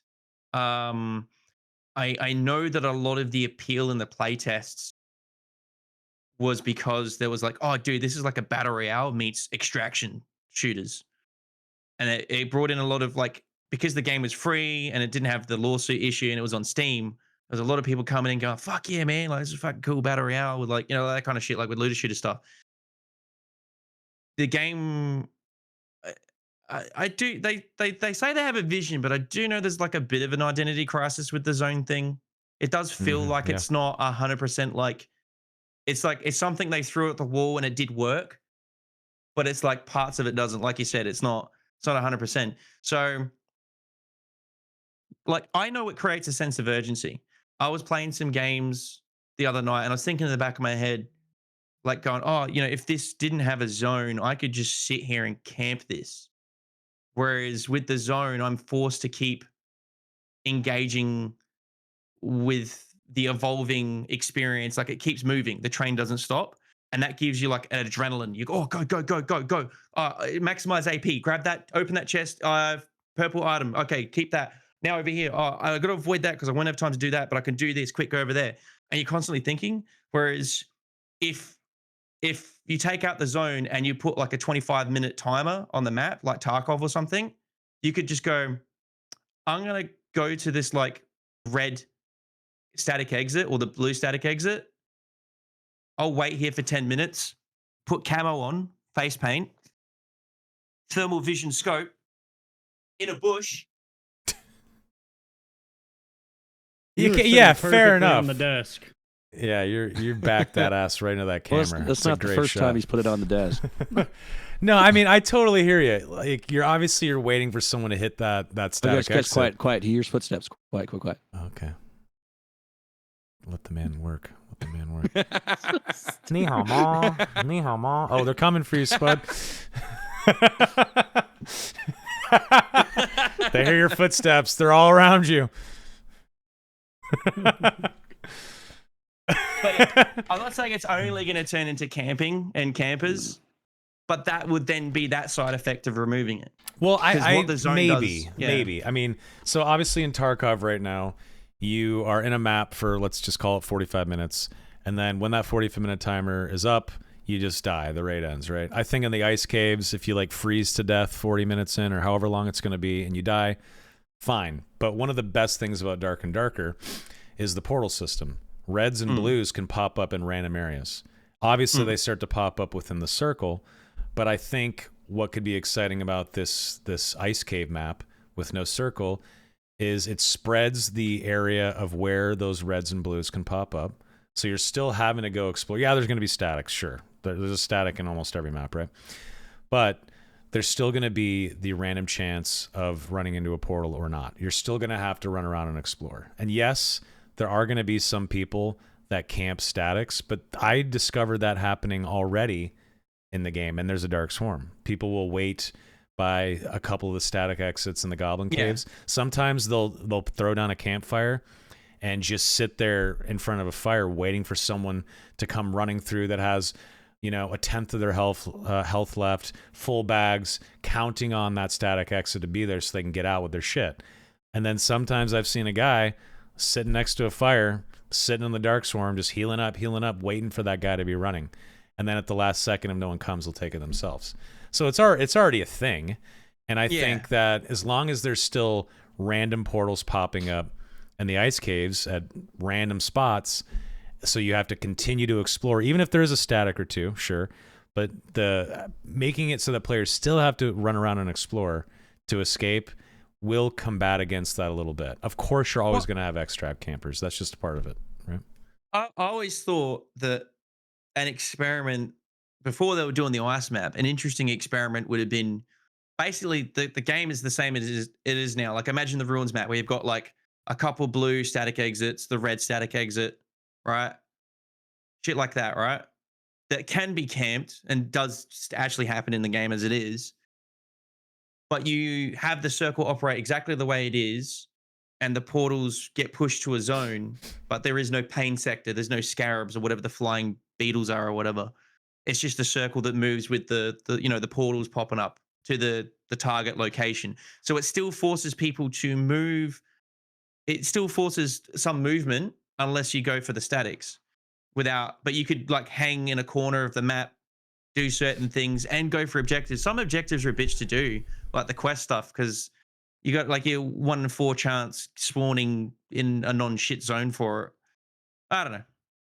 I'll let the professionals figure that one out. Like I still have fun with the game the way it is. Sure. But I mean, like statics said, didn't exist. Statics didn't always exist. They're a relatively-ish new addition to the game. They weren't there for most of the play tests. I think the first one popped up playtest 5 or in early access, right? If I'm not mistaken. So they're still just experimenting with that anyway. And if they do have the ice cave map have no dark swarm, just try without statics. Just turn statics off, see how it goes. Add in a couple of extra portal spawns at random and see how that plays. And I think what will be discovered is that people stay in the dungeon longer, they explore longer, they fight shit longer. Maybe they try to avoid PvP, but that's not always going to be possible. You're going to run into other players. You're going to run into other teams. And I think overall, it'll just be more playtime, more uptime in dungeon by the average player without the swarm and with just random portals popping up, no statics. I think they should try it. They should see how it goes. I think it actually would be a healthy test. I would be excited about it. It could suck. You never know. It might be terrible. It might be better to have the dark swarm with statics and portals. I don't know, because like you said, we got to let them cook a bit. Well, that's why they're doing it with the new map. Because if they did it with the current maps and it didn't work, you know, it would be like Discord threads, Reddit threads, tiers, Kleenex stocks would go fucking it's out the also wall. like not designed with that in mind, right? Right. Like not having a swarm. So yes. Yeah, that's it originally. Yeah. I think it's fun to try new stuff, you know? If Iron Mace thinks it's a cool idea, let's do it. And I think Jay has had a good point. The roaming, like a roaming monster that comes around the map. That would be awesome. Some variants. Cycle needed that. Yeah. Cycle was so fucking boring because it was like, it felt like these big worlds, but nothing going on. Dark and Darker doesn't feel boring, but it could do with a bit more like, you know, once you start getting good, once you start getting good at the game, it's predictable. You know where these creatures are going to spawn. You know how to deal with them. The only unpredictable thing is players. I do like it's the a little environment too being like unpredictable. Room based. Like every mob, like they're in the room unless you fuck with them and like drag them out.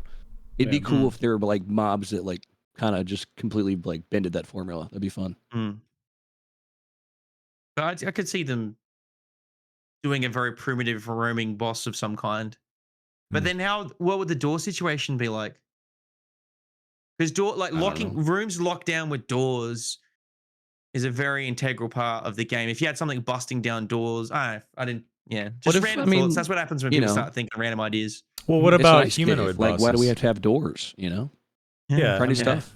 that, and I think there's hopefully room for other types of intelligent mobs in future maps. Like, what if there's a map where you're fighting dwarves in a dwarvish tower or fortress, and they can just fucking open door. You close They the door, gotta open their own they can doors. open their own doors. They can just open a door and chase you. It's like that moment in Jurassic Park where the raptors like opening the door, like fuck. Yeah, exactly. Yeah, It'd be fun. It'd be good. I don't think that'd be that bad. I think it'd be kind of exciting. But I've had the idea of like a room size like roaming dark swarm. It like moves around the map, give like players reason to keep moving and like get out of the way of it. That might be kind of fun. I like the interaction. Like, here's the deal: not many people do the boss fights. Like, if you look at the whole community, how many people are Yeah. bossing, right? But when I don't, I've barely, like, I did it a bunch back in the day. These days, like, for the last 3-4 months, I've not done it. Like, I've not done that. I'll casually watch Jay now and then and Repose, So Bad Strange, and Kenobi. Some of those guys like do the boss fights. I'll just watch it. So I don't do it, but I enjoy watching those boss fights, especially when players come in and fight it, like, third party and stuff. I feel like some of the other rooms and like the mini, like, it could do with more mini bosses that have that sort of that feeling of that room where it's like, oh, I've got to stand on my tippy toes over here, play with that, it's nuts, and then do that, and in combination, I can win the fight. Whereas a lot of things are just sort of bait the swing, swing, swing, bait the swing, swing, swing. You know what I mean? Like, Yeah. everything's like a lot of the fights that are just the regular PVE are that engagement. There's not much variance. It's just bait the attack, swing, swing. Hmm. I like watching the boss fights because it seems like there's a bit more going on. You know, be There's also interesting some to see what the variance to the Yetis do. bosses. Yeah, So it maybe is a the very Yetis would be unique. interesting. It sounds like they might have a charge. Some guy data leaked the animations, and it seems like it might be something you have to like run out of the way as it goes through a straight line and just clean things up. It's cool. Oh, that is cool. Yeah. Okay. Interesting. Yeah. Okay, so we have the Drew. No, I agree. Oh, go ahead. Sorry. I'll go for it, Donnie. What's up? I was gonna say I agree. It'd be fun to have like more mechanics than just back away from swing, attack, back away from swing. Yeah. But It's still fun. I'm not saying like the game's shit or anything. It's just like Could use some there's more depth. possibilities out there. Yeah. Sure. I think the Yeah. problem though, like it'd be really cool, right? If we get like full on like World of Warcraft bossing, where it's like stand in the zone, all that stuff. But when you have Well, if you've players never into it, done it'd be Warlord, able. Warlord has like 10 mechanics. It feels like Warlord's a very like mentally engaging boss. Compared to like Ghost King and Lich, they're pretty straightforward. But Yeah. Warlord gets me excited for future mobs because that boss is no joke. There's a lot of shit going There's on. nothing to this. I'm only saying this just in case Reposer's watching. Watching you guys together play the Warlord and him constantly get picked on by the game with a glitch. It kept putting the bones on him or some shit. That thing. Yeah. Him getting tilted has to be one of the highlight viewing experiences of Dark and Darker of all time with that. Like, I don't understand why it kept targeting him. But that shit was gold. There's nothing to it. I just wanted to say that. I don't know. Yeah, Some other someone people are just like, gets yeah, I saw bugged that. and That they was just fun. get fucked. Yeah. It's such Even a when you strange res bug. them, I think they still have the bug, so you can't walk Yeah. to the That's boss crazy. room anymore. That's crazy. Mm. All right, Spud. So we have the Druid coming next. We have Sorcerer, Yeah. Paladin, and Monk, and maybe another class or two.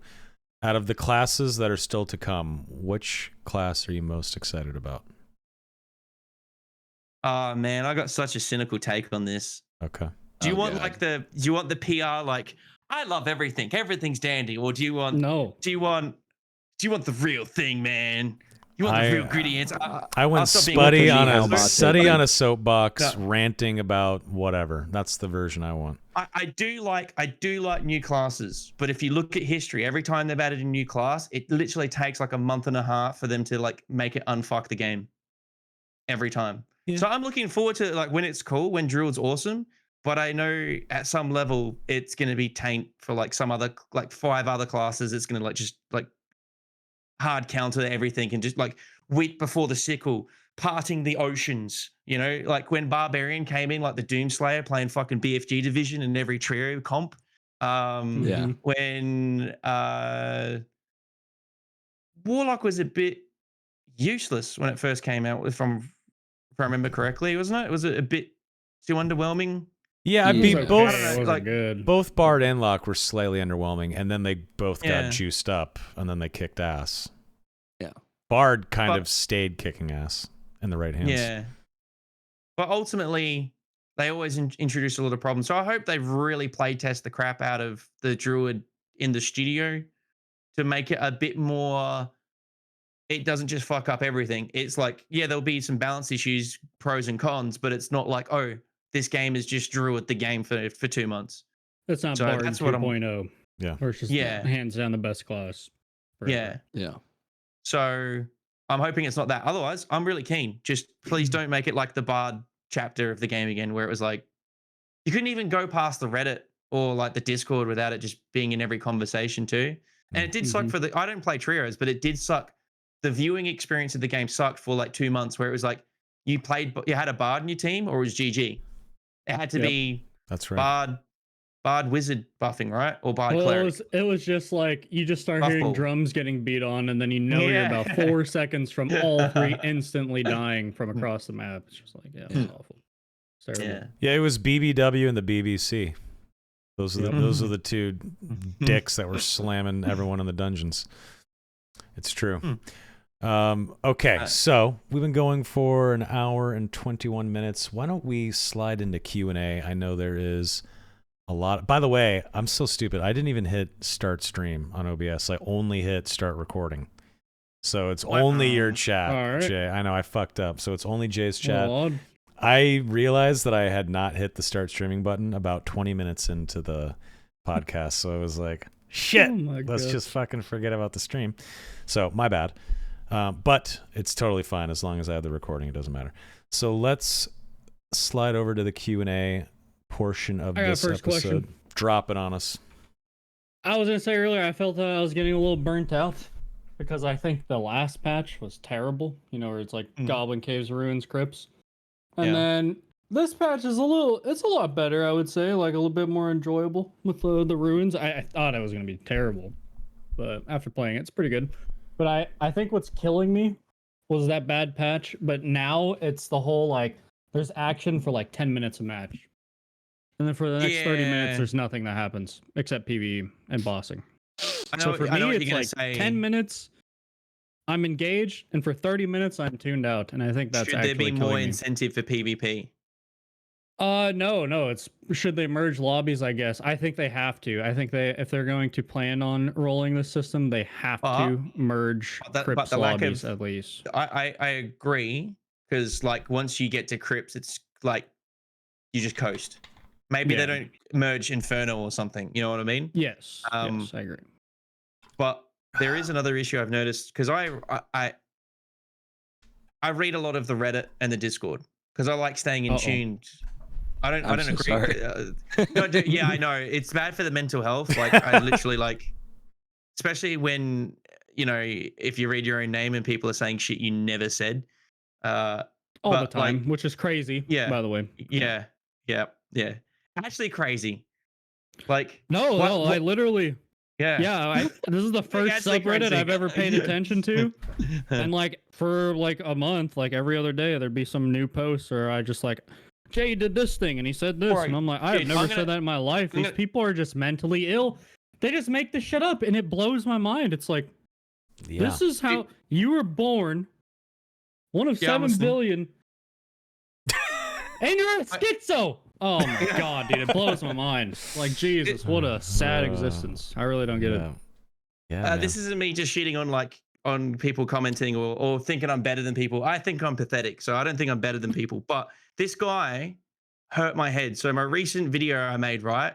Yeah. It got straight into like a dick swinging contest with some people, because it's always like, all right, you do all these things, but you didn't kill 7 players at the same time while doing a handstand. Are you that good at the game? Like those kind of statements. And this guy, so I've got the video, the Barbarian video. And I do go into the Inferno a couple times, and the footage is in the video. But I also state that I keep crashing. So there's not heaps of Inferno footage because I have been avoiding it this patch purely because I crash every time. And if I crash and I got a bad spawn, I reconnect dead. So Yeah. I just do it now and then if I'm feeling like I want to gamble. But I've literally played it and I survived it. Guy writes, "Why are you scared of the Inferno? Lol." And I replied, "I literally went to the Inferno in the video and explained I keep crashing in there. What more do you want?" And then he goes, "Oh, I commented after the first 3 times I saw you leave the crypts. I saw that bit after." Just watch the fucking video first. Anyway, that's just a tangent. I was just saying, I read the Reddit and the Discord, right? And a lot of the commentary at the moment are people complaining about no one wanting to PvP and teaming in groups. We're not talking RM teamers. We're talking, doesn't matter where you're from, whatever region, everyone, like there's a lot of people teaming in the solo HR queue now because it's all about farming items. So people communicate, hey, let's. So right now there's no incentive to kill people because the AP doesn't really reward it. I'm not saying make it huge to kill people, because what people will do is they'll just organize kill farming, or I don't fucking know. But ultimately, there's a lot of people complaining about that right now. And how they deal with that, I don't know. They could incentivize AP points more for kills, but not to the point. Yeah, but not to the point where it's only kill farming, because that was a playtest where people just spawn rushed, right? Yep. So there is a fine line where it's like, still make it about, I do think it's important that they make it about PvE and treasure hunting, but not only that. Like you don't get punished for successfully killing a player or defending yourself against an attack, because there's so many solo games where I've spent a good couple minutes engaging in a combat. I win, I take their loot, sometimes don't take their loot because I lose AP for it, rush to an exit because the zone that engagement took up so much time that the zone's pushing you out. You leave and you come out with -10. Yeah, and you're like, terrible. Fuck. It sucks. What the fuck? So now a lot of the people that aren't super switched on and know how to AP farm really well, they're teaming. And I'm seeing threads pop up all the time. Now, I used to talk about how I didn't like, I understand people like RP, all right? Role play. But at the end of the day, this game isn't a role play game, at least in the HR department, like the high roller. So what's happened is over time, there's a culture developing across all servers where it's like in the solo queue, if you don't role play, team up with people, you either get killed by people that are role playing and teaming together, and just like the servers are starting to come where it's like everyone just groups up and goes through the map. Now, it's not that bad on my server, but I'm seeing a lot of people talk about it in clips. I get it now and then, like the RM team and stuff. It's not as bad as it used to be, but it seems to be what a lot of people are complaining about. And I just knew that would become a culture. Cause and effect. Yeah. You made a leaderboard. The only thing that matters is looting gold. Yeah. Nothing else matters. You fast forward 10 years, everybody's looting gold and nothing else happens. That's exactly what happens. You know. So do you think if they incentivize AP? Yeah. Yes, that's what I bitched about since day one. It's like you had a leaderboard where it was escapes, kills, treasure, overall stats, right? Pretty much. It was VA. So why, when you reinvented the leaderboard, did you just axe like 2 of those and super juice one category? Debatably, like the one category that didn't really matter, right? Mm-hmm. And make that the highlight. And now everybody's going to do it too.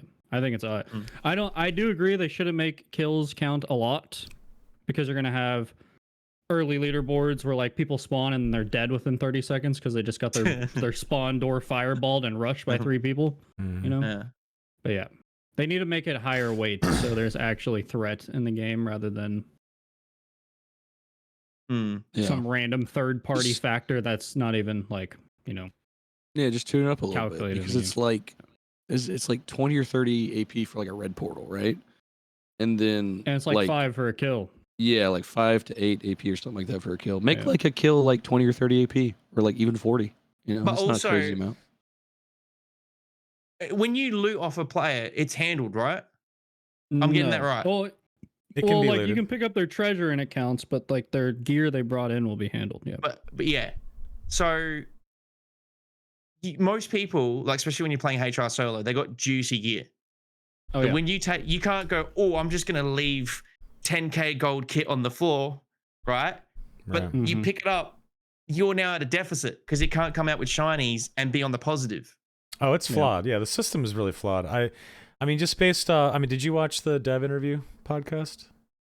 Yeah, most of it, like literally 90% of it. Yeah, I mean, I think you guys are totally valid with what you guys are saying, but I do think they're gonna switch shit up. I think they know that it's flawed. It's very much in the let them cook phase.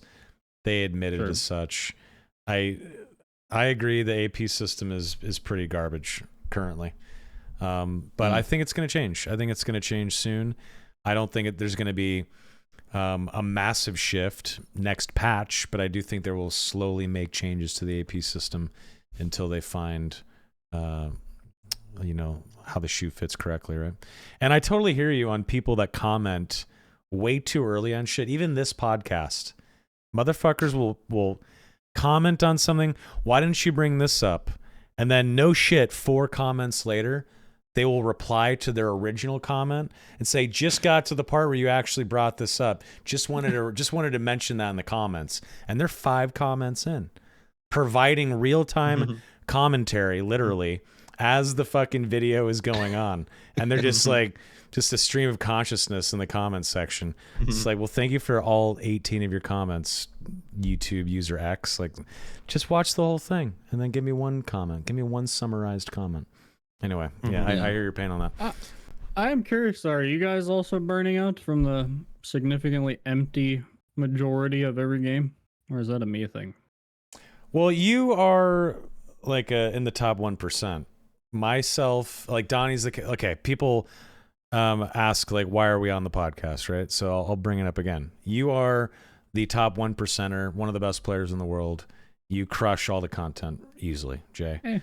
Donnie is a casual player that enjoys a bunch of video games. Dark and Darker just happens to be one of the games he enjoys. He likes it enough to want to talk about it once a week. So obviously the guy plays it and likes it. I am the average player that wishes he was half as good as Jay, that puts in more hours than Donnie, but not as much as Jay. Right? Like we all have our little slice. Perfect dynamic. It is. I completely agree. It is the perfect dynamic. I can't remember the point. What was the point of this? You brought something up. What did you bring up, Jay? The lobby's been empty. Do you like? Are you yes. Empty? From the lobby So, lack of fighting. Yes. So from your perspective, I could definitely see why you'd be burnt out if the talent pool is shrinking, but you're still playing like the same gods at the very top.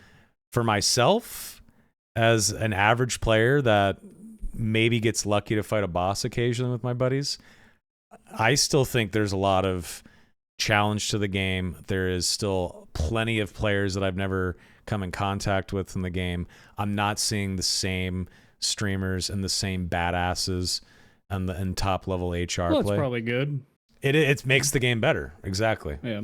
Yes. Yeah. For me, there's still plenty to do, plenty of people to meet and see in the game, because I'm not at the top 1% like you are. Donnie's playing in a more casual way. It's probably not really all that boring to you because as a casual player, you are probably getting your ass kicked sometimes, right? Even in norms occasionally. So for you, there's plenty to do, right? So I don't want to shit on you. Not so much norms. Okay. No, you're fine. No, but like High Roller, been playing a lot of High Roller the last like week and a half. Trying to do the solo rogue thing. And it's tough, man. It's not easy, especially in solo High Roller.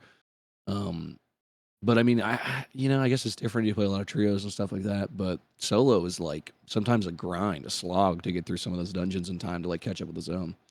So I think it's pretty difficult from my perspective, but also like, I don't know, I need to watch the YouTube video or whatever. But, like, I don't know how to like fight optimally, like every single mob in the game. So sometimes I'm like, fuck, this thing's fucking me up.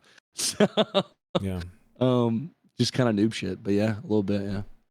Yeah, some people are saying like Leto Atreides said none of these people are casual. They're literally involved in a podcast about the game.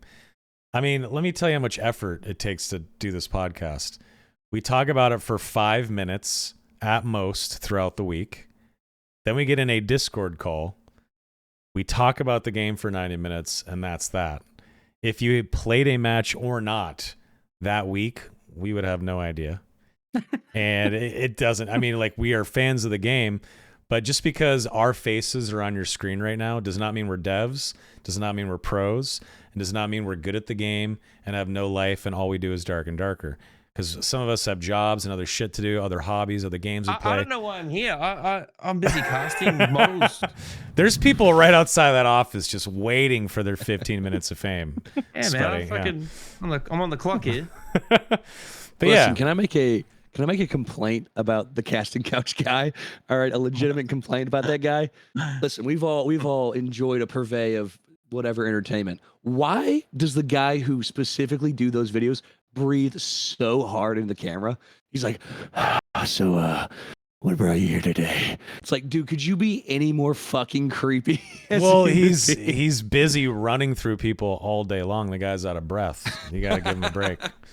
Give him a break. He's tired. Oh man. Anyway, I just wanted to make that PSA. Just because we're on your screen right now does not mean that we're gods or devs or casuals or not. Some of us play 2 hours a week. Some of us play 20 hours a week. Some of us play it for a job, like Jay. So just wanted to make that clear. All right, Jay, what questions do we got? Drop it on us. He's frozen. Camera, refresh camera. No, sorry. Why are you watching those videos on full blast audio, Donnie? Yeah, One. You know? I think what it is, it's to identify with the audience. The cameraman's trying to, you know what I mean? Yeah. No, carry on. Keep going. That's This you is know, like the film. we've all had those late nights. Scholar in you coming out. I see. Yeah.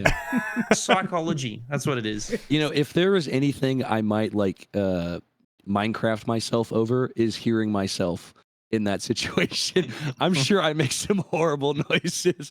Shut the fuck up. You should hear you right now, dude. You should hear you right now. You sound insane, Donnie.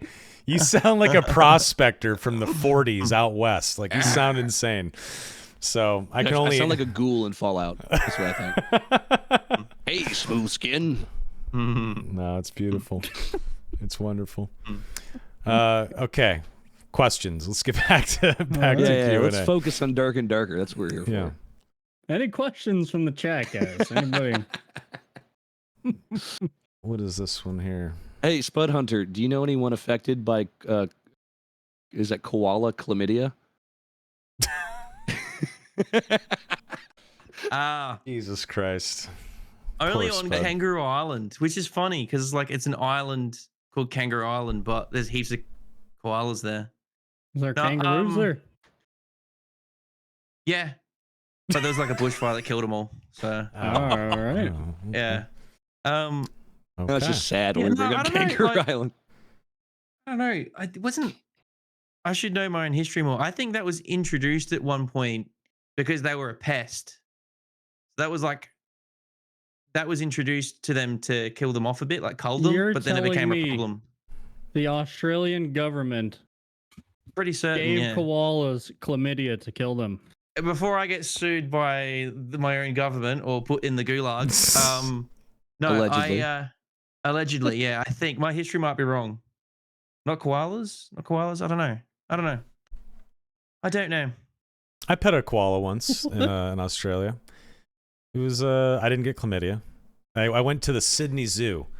I went with Raynad whenever he was doing a live travel show. We went to the Sydney Zoo, and a zookeeper came on camera with us, and we sat down with the zookeeper, the camera on us. We were live, and then the zookeeper was like, "Do you want to try all the food that the animals eat?"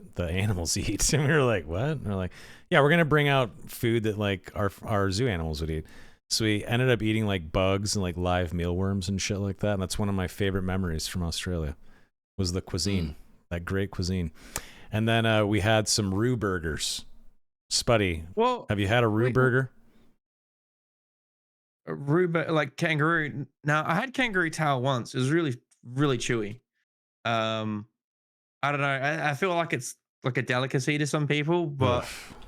they're kind of like pests here as well. Like a lot of our, it's messed up because like a lot of our iconic animals do get like what do you call it? When they give like permits for like farmers and hunters to, cull them. So yeah, I don't know. It's not like loads of people eat kangaroo here. It's not like there's a market Yeah, for it. I yeah. think if culturally, if they weren't cute and people wanted to like eat them, they tasted nice, Yeah. it would be a thing. But they're chewy as fuck, so it's not really a thing. It So, was yeah. not very good. It was No, it's not. It was Aren't you just shitty eating meat. like raw muscle? Aren't kangaroos just like super ripped? Yeah, dude, it's literally just jacked. So You ever seen that guy box the kangaroo? It's like a famous I video. have. Yeah, Well, yeah. But no. The one where There's he's a minor choking disagreement. out his dog. And Yeah, he hands him and exactly. socks him in the face. Yeah, that one. yeah. Yeah, the meat when I Ooh. had a roux burger and like a little steak, and it was very stringy, very tough, very chewy. And the guy was a good cook, like I think. Like he tried his ass off, and still it was. Well, kind of Yeah. like America, we have a lot of multiculturalism. So, like in the 60s, there was a lot of post war migration from Europe, like Italians and English people and even Germans. So, we, like a lot of homogenized, globalized countries, we got good food everywhere, like you guys do. Although for some fucking reason, Starbucks burns coffee. I don't understand why that's the biggest coffee brand in the country. They They do suck. the same Fucking thing in dog shit. I Seattle, went to and that's where they Texas and it came was from. shit. Yeah, Yeah? It's Starbucks terrible. sucks. Starbucks is awful. What Yeah. what part of Texas did you come to? Dallas. Hey, it's where I live pretty much. It's cool. God Poor damn, Donnie. man, Hey, Um, hey. no, I liked it. Dallas felt like where I'm from, but everything's bigger.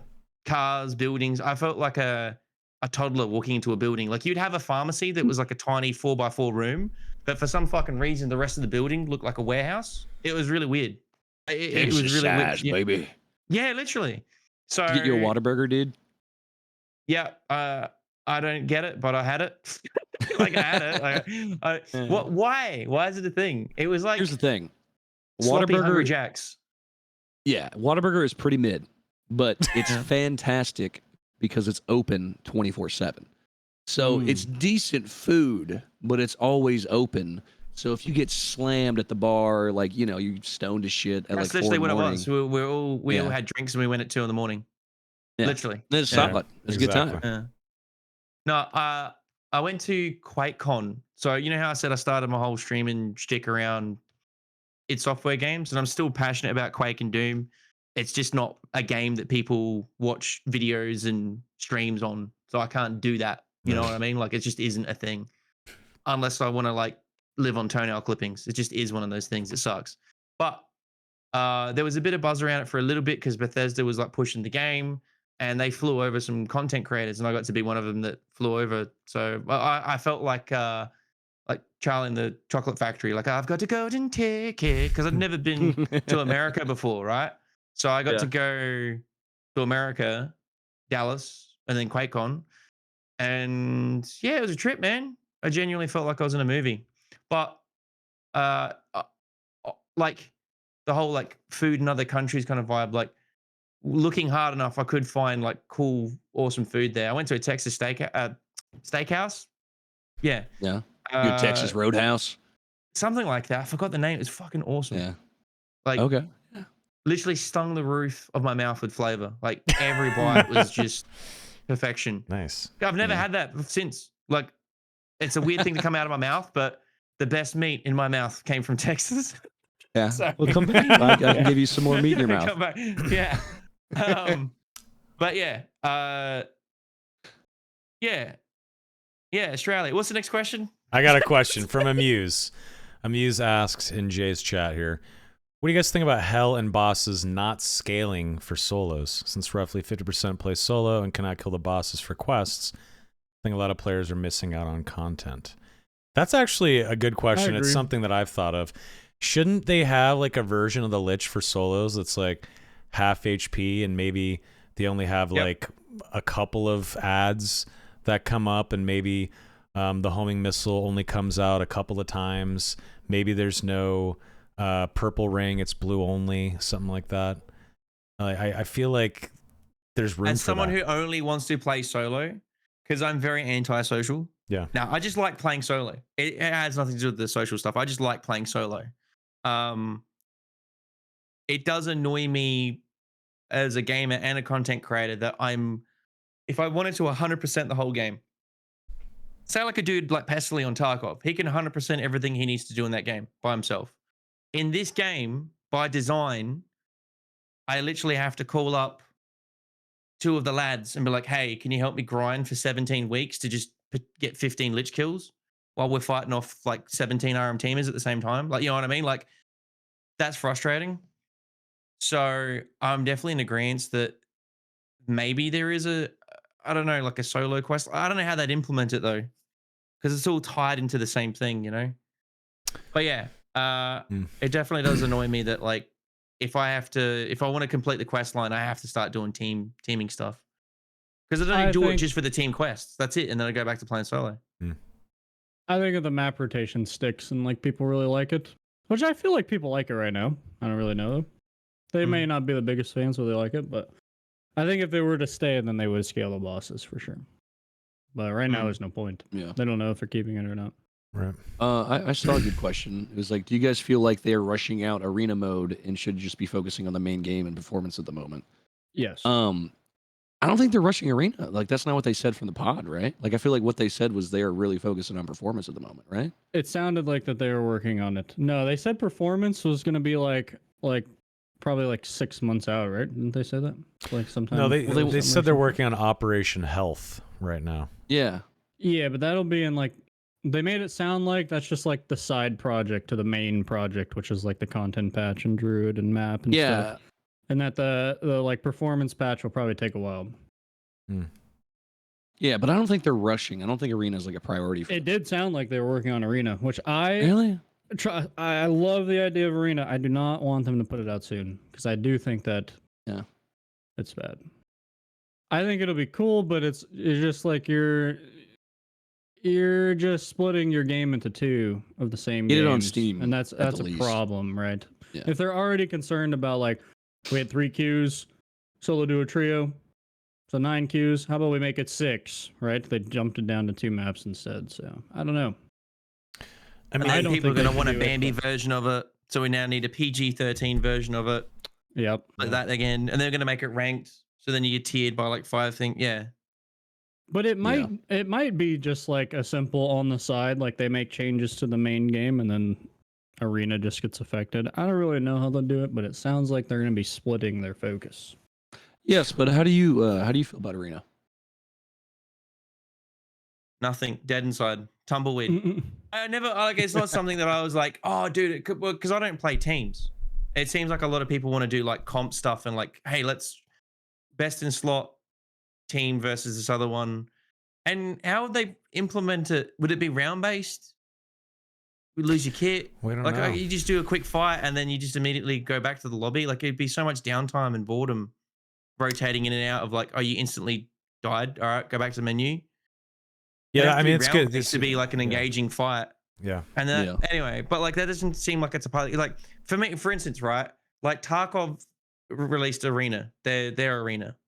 The identity for me, I don't speak for everyone. I'm talking me, right? The identity of a game like Tarkov is the original Tarkov experience that everyone's been playing for years, not some 5v5 Counter-Strike Rainbow Six Siege shit. But you've got a piano on your back and you've got to do like really slow leans and shoot someone 17,000 times in level 4 armor.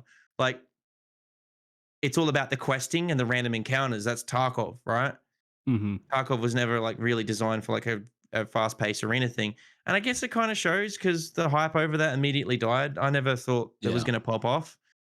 I don't know what the fucking Tarkov community. The way they implemented that was weird though. Like it was from the game. Exactly. I think arena mode in Dark and Darker would be, hey, if you want loot to take into the arena, you got to play the regular game. You got to go to Goblin Caves. You got to go to Ruins. You got to go bossing with your boys or do some solo HR runs, whatever the fuck. Get a kit. Then you can be viable in the arena. And if you die in the arena, you lose your kit and you got to go back into the dungeon and grind to get your gear. That's what I think it is. I'm not completely sure. They didn't actually specify. Be an imbalanced cesspool. Yeah, sure. Exactly. Yeah. It will be imbalanced. You're right. If you can bring your own gear in, then people are gonna have like super min-max sets, and then The That's only fair. reason WoW Arena works is everyone has the same gear, or they sacrifice defense for offense, or they sacrifice offense for defense. That's it. There's nothing really It else. literally To have to be like the normals mode, where you're just coming in with a base class. Yes, it would have to be normals. 1,000,000% PDR And fighter. then what do you know? You have normals classes are completely imbalanced, and base kits, right? Like some base kits are significantly better than others. Yeah. So Yeah. there's so many problems. Spuddy. That's right. That it literally answers it. Like what he said there. Like there's too many fundamental flaws where it just won't work. I don't know think if they make it Tarkov work. did it right. They've, yeah. I think Tarkov got it right doing presets. I think the like tech tree like development, how you unlock other stuff is maybe not the best, but I think you have to maybe, do presets. I just don't see how it's going to even be considered not a joke. Spuddy, when is the game going to be ready for Steam, Spuddy? Do you think if Iron Mace could pull the trigger tomorrow, put the game back on Steam tomorrow, do you think that'd be a good idea? Do you think they should wait to relaunch on Steam when the game is a little better in terms of performance, when there's more content? What do you, if you were Terrence Park and you had the ability to go back on Steam, when would you do it? The day after tomorrow. Yeah. No, here's the deal, right? Because they've said this publicly. They've moved into a new office. Like these are already the good developments. They've moved into a new office. Yeah. Have hired more staff. Some of them are casual, online, like contractors. Yeah. But then they have hired more full-time staff. So they got more staff. They've got a new studio. They're not in like tiny cubicles anymore. So that's gonna increase productivity and just better efficiency. And they've now got a better idea of what they want to do with the game. They've got better update cycles. Like before, they were like, if you play the early access, they were throwing shit at the wall and it would whiplash people too much. They know they got to like test things themselves and then do the bigger test where it somewhat works in the game. So they're developing better. They got a new studio. They got more staff, but that doesn't mean things are going to work immediately. Like, oh, the game's going to be amazing overnight. There still needs to be a little bit more like we were talking about how like the solo, playing the quests solo, you can't do the boss ones solo. There's all these like things where a casual gamer comes into the game. If they were playing something like World of Warcraft, it's very fleshed out. It's very, you go by the books and things progress and you work things out. In this game, it's a bit of a clusterfuck to work it out. Like people like me and Jay and you guys as well, I guess anyone else is watching, you've no-lifed the game, you've worked things out, but you were there at the beginning. So things, you worked out things as it was a mess. I couldn't imagine someone trying to come into it now and be like, oh, I want to play this game. It's kind of got like that Tarkov-esque vibe where it's like, oh, I'm just going to eat dick and this doesn't make sense. So the normal system, the normal and HR lobby system helps a lot. I think that's really good for the new players where they get into normals and you got that step. There's those steps. But to not deviate, to answer your question, getting it on Steam. As they've done with normals and HR, that's why I brought it up, progress with more systems like that where player onboarding, they call it, player onboarding, where you're bringing in new people and you can keep them. Because it's all great for them to release on Steam, but if they play the game and it's literally just a BDSM simulator for them, that only targets a very niche audience. Of masochists. You know what I mean? Yeah, exactly. Make it through. And this game doesn't have the same audience as Tarkov has. Like Tarkov gets away with a lot of stuff because I'm going to offend some of the people that are like, fucking don't talk about my guns like that. God damn, man. It has the gun porn simulator thing where it's like, 100%. it doesn't matter how fucking dog shit the game is with cheaters. It doesn't matter how much you've got a piano on your back. The mechanics are clunky. Doesn't matter about any of that.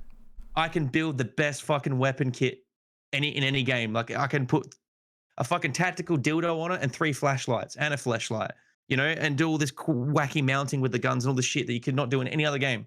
That's right. And people get off on that. I've seen people stream and make videos on just the gun stuff in the game, and that's it. And they play the game like dog shit.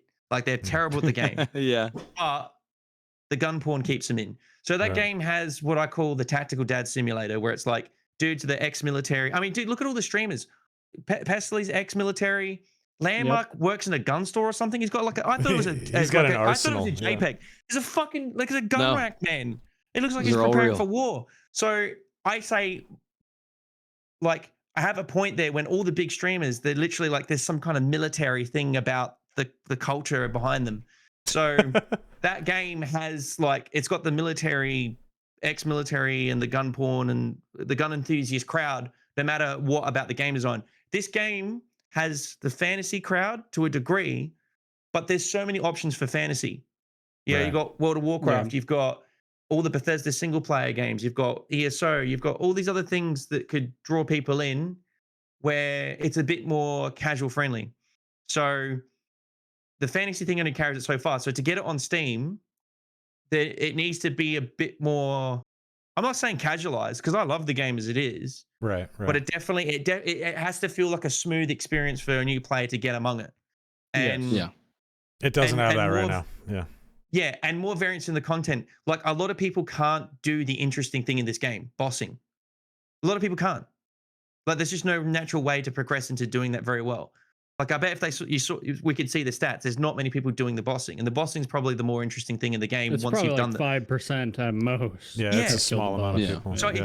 it doesn't matter how much of that shit they add. They could add another 4 bosses, but how many people are going to get to that and experience it and be able to intuitively learn it? Like how many times you go to troll and you get third party by like 20 different people? Like I like the troll to a degree, but it does seem like a terrible design where it's like if you were like you get most people get third partied. Mhm. Yeah. I'm not talking about myself. I'm talking about like other people. I know people like Jay and Repose would be able to consistently kill the troll and then kung fu fight off 5 dudes. Again, right. like you said, top 1%. You're talking to the top 1% there. But if you talk to most of the people on the Reddit and the Discord, they're literally like they're in fucking tears because they spend so much time trying to learn to do, fight the troll. They kill Yeah. it, and they get it. But every time I they feel kill bad it, for those people. yeah, they'll Super get bad. third party because you have to go from the bottom of the Yeah. map all the way up to the top. And it would make sense if it was super worth it. But sometimes you get pocket fluff off the troll. Yeah. Like you really do. You could get like a purple friggin' flute with like, interaction speed stats, and that's it. You know what I mean? Like, so I understand the room and the gold pile and all that stuff is the incentive, the bigger incentive. But again, most people aren't experiencing that. Most people just do the rooms. So there has to be more engaging experiences other than just like the boss fights, and more intuitive game design there, and just they can progress and grow. I feel like a lot of people get hard stuck in normals and they can't get into HR. So I feel like there's 2 parts of the community. I feel like there's a whole bunch of people that play normals and then there's a whole bunch of people that play HR, and the bridge in between, like at least it's not just HR, right? Like it was before. That's why people just got farmed all the time. They were complaining about there needs to be skill-based matchmatching and shit, which would kill the game. But there does need to be some progression. They need to get people out of normals into HR. I don't really see it happen, at least from my perspective. Yeah. But then to finish, sorry, just to finish to get onto Steam, that how they're hiring more people. When they go for Steam, they need to hire not developers but a full-time community manager or someone who deals with reports. Right now, it's Grayson and a couple of devs that deal with reports. If they get a massive wave, they get 100,000 or 50,000 concurrent players for like a month, and you've got half of Sketchistan, RM teaming, and there's thousands and thousands of reports. They're trying to patch the game. They can't deal with it. That's why it was always rampant. So, and they didn't have the resources for it before, but they do now because they made early access money. So when they go for Steam, they need 1 or 2 full-time people. Their job is just to deal with logistics of reports, whatever bullshit. They could even be temporary. It could be for the first 6 months of releasing on Steam because they're going to have a massive wave. It happened with Cycle. They got fucking absolutely ass wrecked with cheaters and all sorts of shit. And once the game's player base had died off, they hired staff to deal with it. So they're investing in solving the problem after it already destroyed the game. So that's the one thing I'm going to be arguing. Like I'll send DMs to Terrence and be like, I don't want to slide in their DMs all the time, but I will slide in his DMs. Like when you go for Steam, man, fucking for your sake, not just me streaming the game because I don't want the game to die. If you want to save your game from being, wrecked with this issue, more staff to help manage it. Yeah. So that's it. That's what they need for Steam. Long-winded answer. Like, it's those two things: better onboarding for new players, and some more staff. Realistically, they're not going to have more than two, but a couple more staff to help them with the logistics of everything that has nothing to do with game design. They're not game developers. They're literally like how you see those big companies like EA, Bethesda, or whatever, Activision. They have community managers, and they're like fucking Right. like they're uni grad dudes who've never done game development, but they know how to work a camera, and they're like, hey guys, this month an update on the game. Well, check it out. We've got a golden dragon dildo skin. If you subscribe to the game, you can get the Yeah. They need a couple. They don't need the PR dudes, but they need dudes like that who they can do the admin shit and the fucking reports is a big part of it. Big time. That's it, and that will help with Steam. Are you? The floor is yours, Senators. I'll shut up. Sorry, I went on a massive tangent. No, that's great. No, That's good, a good though. tangent. Yeah, I don't think you're wrong at all. I totally agree. They need to have people ready for the massive influx of tickets and issues. And honestly, they need to be ready with that new player experience, especially if they bring in a fraction of what the playtest was. There's going to be tens of thousands of people that could potentially have a miserable time, not just in game, but out of game, trying to fix something, right? I think during that I had a new chatter come in and say, as a new player, this game is terrible. I wanted to ask you. Yeah. Well, let me say this. In your video, you made a very funny reference. You're like, this is gonna be like the fucking D-Day landing.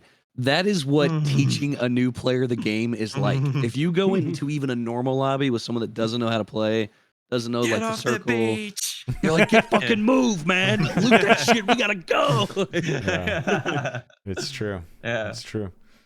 Spud, what's your favorite thing about the game? Just in general, like a favorite system, a favorite thing you like to do. Like we haven't roasted Iron Mason the game by any means. We're just having a honest conversation about it. But just on a positive note, like what's something about Dark and Darker that you absolutely love or that really spoke to you as a gamer, I guess you could say? It's not a carbon copy of another game. Like, it's taken influence from a whole bunch of different genres and games and trying to do something. The movie industry and the video game industry is so bloated with big corporations buying all these companies, and they're owned by the public sector, that it's all about maximum profits. So it's about making a storefront first and then a game attached to it. And the safe thing to do is just to make the same game they made last year and re-release it, and then let it get destroyed by cheaters. And it's a repeating cycle. Preach. Yep. And this is the only game. And unfortunately, I don't personally like the mechanics of Tarkov, but I respect the game.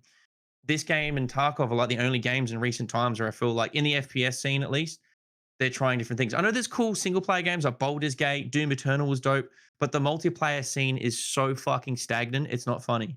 Like, I feel like multiplayer gaming stopped at PUBG and Apex and Warzone. That's it. Probably. It's just like, that's it. It's just stopped. Like, it's just like, Yeah. that's it. It's over, boys. And now we're just printing money. Now we got Warzone 3, baby. Yeah. It sucks. And this is it. This is like the only game that is offering something fresh. Even if, like I said, I've said in the videos, it's not always balanced very well and it can feel very unfair. But there's fun involved in the process. And I haven't felt that in ages. Honestly, after Cycle Frontier, I was considering, I don't know, becoming an underwater welder or something and just giving up the gaming content creator thing. Because I was like, dude, I'm not going to become a fucking Warzone streamer going like, hey guys, where are we landing, boys? Like, I just, it was killing me. You know what I Much mean? more of a Fortnite guy anyway. So, yeah. Tilted Towers, go. Yeah. Okay. No, but I mean, I think that brings up a good point, because you mentioned like how dog shit games like Tarkov can be as far as like balance mechanics and just overall fairness of the game. And the reason people get so rock hard about supporting those games is because it's offering up like a new experience, like an evolution something different on the formula. Yeah. I do think it's just because everything was so homogenized that when you go and you play even a game like this, where it's just like unbalanced as fuck in a lot of ways, that probably makes you feel alive a little bit. If I were to guess. Get something new.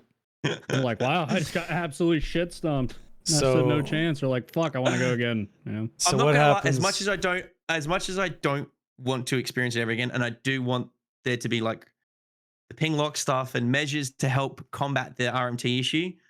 I did get a rush out of like fighting off 5.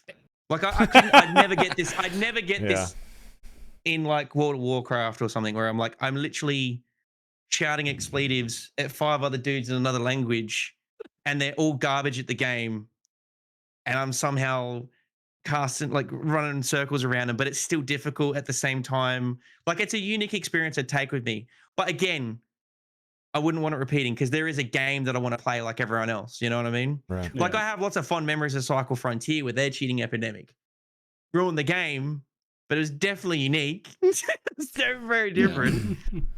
Yeah, I It got was a just good one question. time. Oh, yeah, Oh, no, go I'll ahead, show go it. ahead. No, No, go ahead. It got so bad on the OCE server that because Cycle Frontier is like Dark and Darker, but also very different. Like you'd have an instance where you could all like you'd have an instance of like 25 people on the forest map, and it's like this massive map, and there was cheaters everywhere. It got so bad that the remaining Australian players all banded together, and we all dropped at the same time and secured the map. And I have footage of it. I did have it on YouTube, but I unlisted it because the Wow. game, died off. But we all came. It was so surreal to see us all coming down in drop ships or whatever, and all meeting up. Like, I'll meet you at Sector 3. And we were, and then we would see like there would be 2 hackers from the country that shall not be named, and they're on the other corner of the map, and they've cleaned up a couple of us. But then there was about 15 of us. And no matter how much aimbot they got, they couldn't outnumber 15 people. And it was just fucking hilarious to just see. Like it was literally like the Avengers, where it was like 15 Aussies going, "Come on, you fucking dog!" just taking hits, and it would come down to like 3 people. And we'd get the dude, That's awesome. But So again, what you're saying is you live don't want long that to happen enough to this game. Yeah, to become yeah. the RMTer. Yeah. Yeah, I guess. Yeah, pretty much, right? Perfect. Yeah, You came in. yeah, All right. literally. So All right, here's so speaking of new players, go for it. we got Jin66. As a new player, what class should I main? Fighter. I say fighter. Yeah, I think fighter's probably the best one. Just learn to, with start fighter. out with. And especially in normals, because in normals you get a free bandage, second wind, and sprint, which just deletes everything, in my opinion. Throw on if Weapon you see Master a and wizard try that comes everything around too. a corner, Yeah. it's just a free win every time. Yeah. Yeah, I'll say use Barb Weapon and you Master. bring the fear. Oh, that Call too. them Yeah, big. Savage Roar is good. Barb with fear is literally like one of the easiest experiences, like PvE. A lot of people forget that it also lowers damage output from anyone affected, including players, by 25%. It's viable in PvP too, but people just never really use it. But yeah, fighter with weapon mastery perks, you can just try everything out, is probably a good idea as well. True. I'd recommend that. But Barb with Savage Roar is quite good. But here's a Ranger. Oh, fuck, man. Fuck. I don't recommend Ranger to anybody. I don't. Okay, so let me paint you guys a picture here. Spuddy, you're dead on correct how the gaming industry has turned out. A lot of corporations that want to build a storefront with a game attached to it. It really fucking sucks. Gaming it's better than ever, but it's also worse than ever, right? What happens when Iron Mace builds out Dark and Darker so well that it becomes a huge hit on Steam, and they make a bunch of money, they hire a bunch of people, and a company like Nexon or NetEase or Activision Blizzard wants to acquire Iron Mace? That could happen. What happens if a big corporation goes to Terrence Park and the executives and the board of directors and they say, "We got $1 billion." Oh, I think It's just up to him if he wants to retire or not. Okay. Basically live on an island. It's just it comes down to him. Like if you look at Valve, right, that's still privately owned by Gabe. Sorry, I was holding because of F's in chat. Jay, is your stream good to go? It's good. Oh, okay. It might be Donnie. I think he's collapsed. Oh yeah, Donnie finally ate shit. Sorry, Donnie. He's got a match in the ring, brother. Yeah, it's a possibility, right? That some big bag of money gets dumped on their desk and they're like, "Hey, we're just going to absorb you now." That scares me because modders and little indie studios have always been the spine and backbone of games. The gaming industry forever, right? Like any major game you like PUBG. Well, it came from a shitty little mod that was broadcast on Twitch, and a mod that some dude Brendan Green made on Arma 2, just a mod of a mod. League of Legends, well, that came from Defense of the Ancients, which was like a use map setting feature in Warcraft 3. Counter-Strike, a mod of Half-Life, right? Like all these amazing things that we all like to play that are mainstream really comes from modders and indies. And I see Iron Mace as like a new diamond in the rough that is the gaming industry. And they have a chance of being something really big. And I do get nervous that they're going to get gobbled up just like most other companies depends. will. I see, like, if they get out of the court case shit and they have some good success with Steam, I could see them doing it for a couple years, and then maybe if it's been all too fatiguing on the people that own it, it just comes down to that. I mean, like the people that run Valve, they've had every opportunity to sell it up and make it a public thing, still private.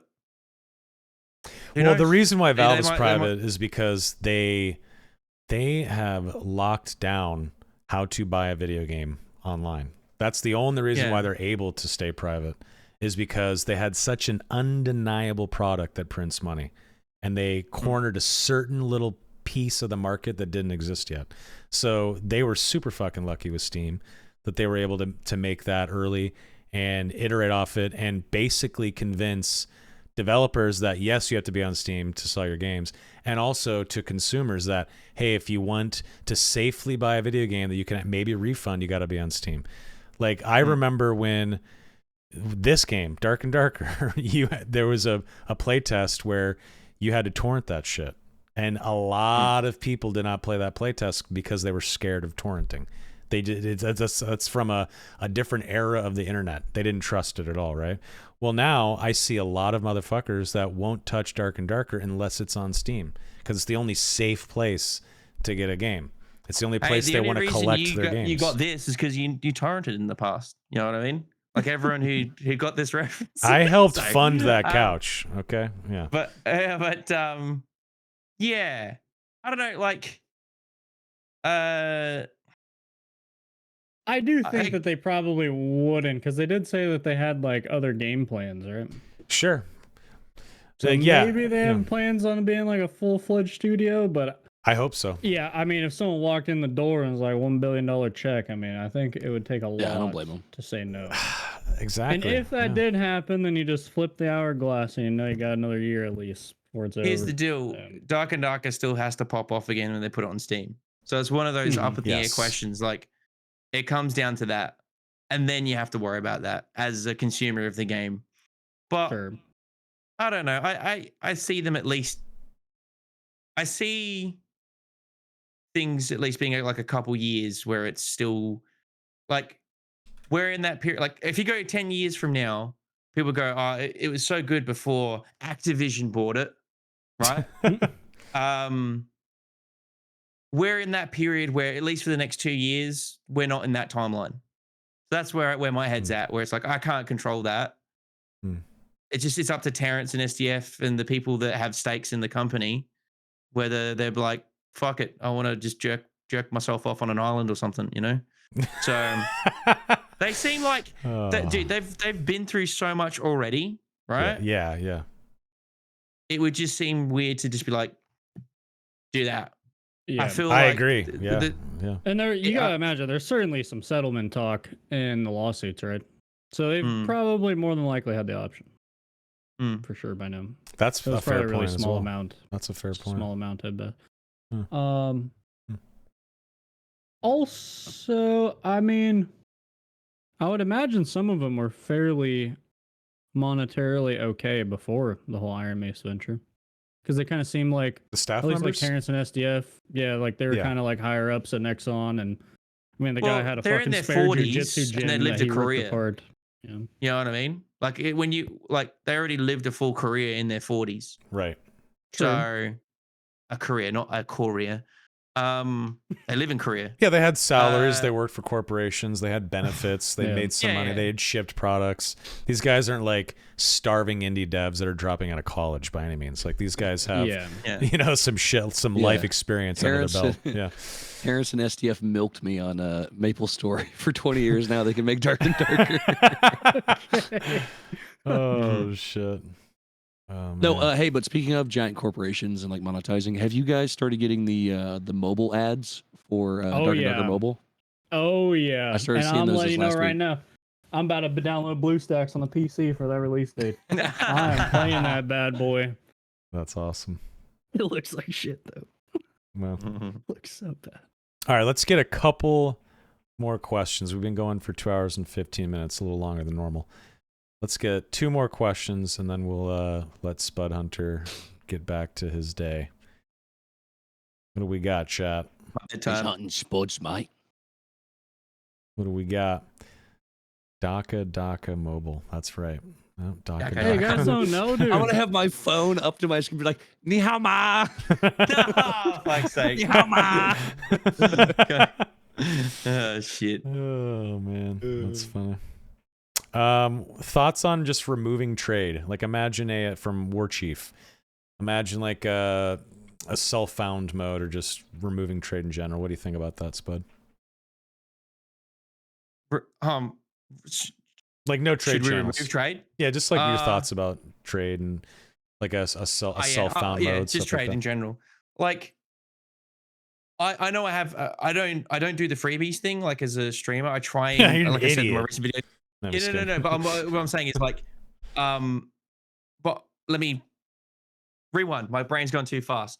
What I'm trying to say is, if I wasn't streaming, it would be a lot harder for me to trade. If Jay, myself Yes. go on stream and I'm like, dude, I need 3 blue invisible pots immediately. There would be a viewer that, for whatever reason, dude, I have some viewers that have like stockpiles of fucking like blue pots and like lockpicks. I don't even know where the fuck they're keeping them for, how many they have, but like, I'll just say I need this and immediately it's there.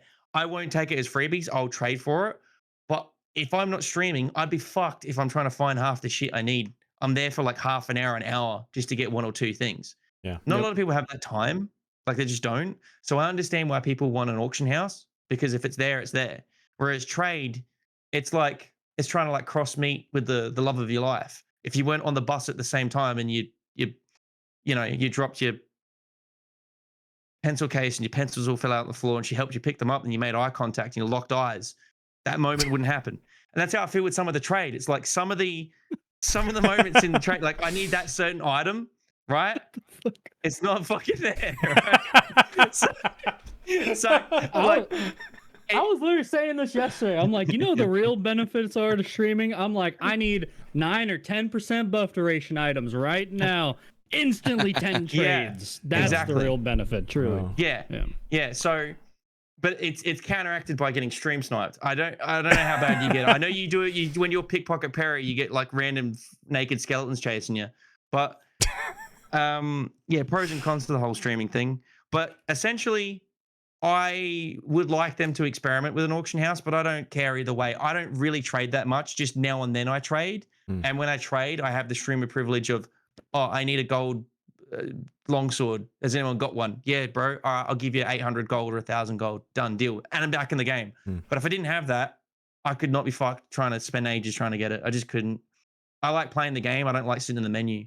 And that's coming from someone who doesn't mind it. Like I like that old school like interactivity trade. It reminds me of the 90s multiplayer games of like Neverwinter Nights and RuneScape and shit, where it's like, oh, hey bro, have you got this? Yeah, dude, I got it.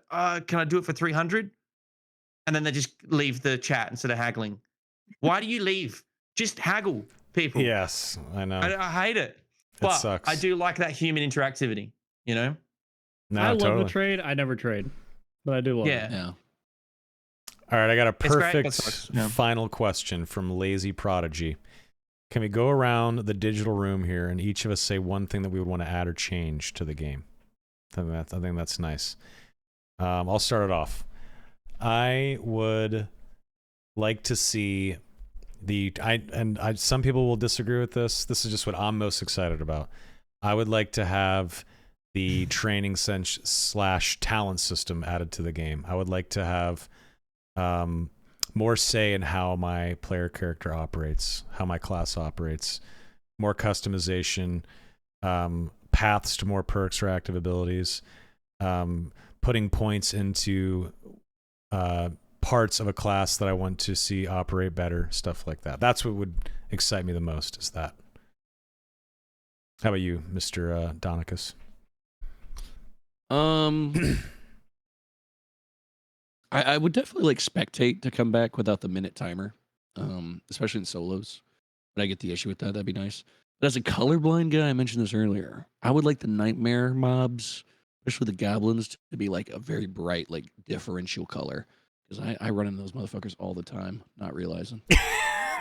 Poor I'm Donnie. like, God, dude. I mean, That's like, if you're a unlucky. rogue, I get fucking one tap by those things. So I'm just like fucking around, like, all right, and I'm like, why am I dead? Like, I'm like, oh, it's nightmare. So, but I mean, you know, it's fucking. Just personal remember the problem. nightmare goblins, the ones that aren't red.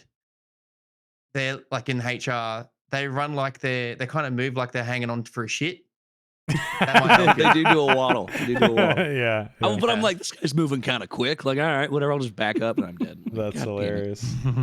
hilarious. Yeah. What about you, Mr. Griffia? I could change or add. Yes, sir.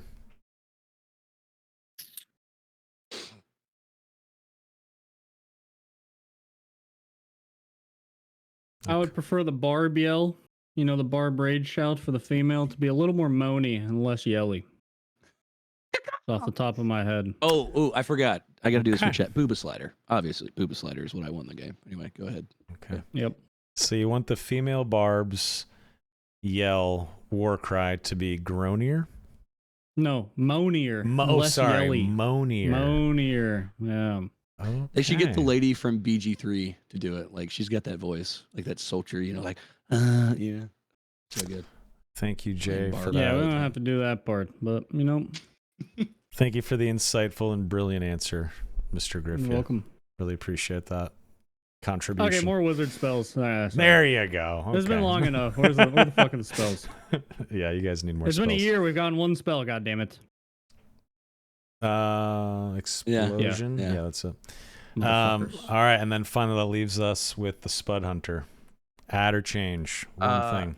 To change, I would say like in the solo experience, and it feels like they're slowly getting there. Just sort of remove the hard counter stuff, not completely, but just squeeze the gaps a bit.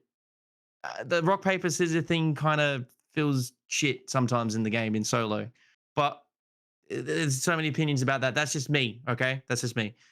And then to add, reattach the nuts on the wizard for solo HR, like surgically reattach them. Yeah. Because they've been cut Yeah. off, like clean. Like, it's like a katana, just like that.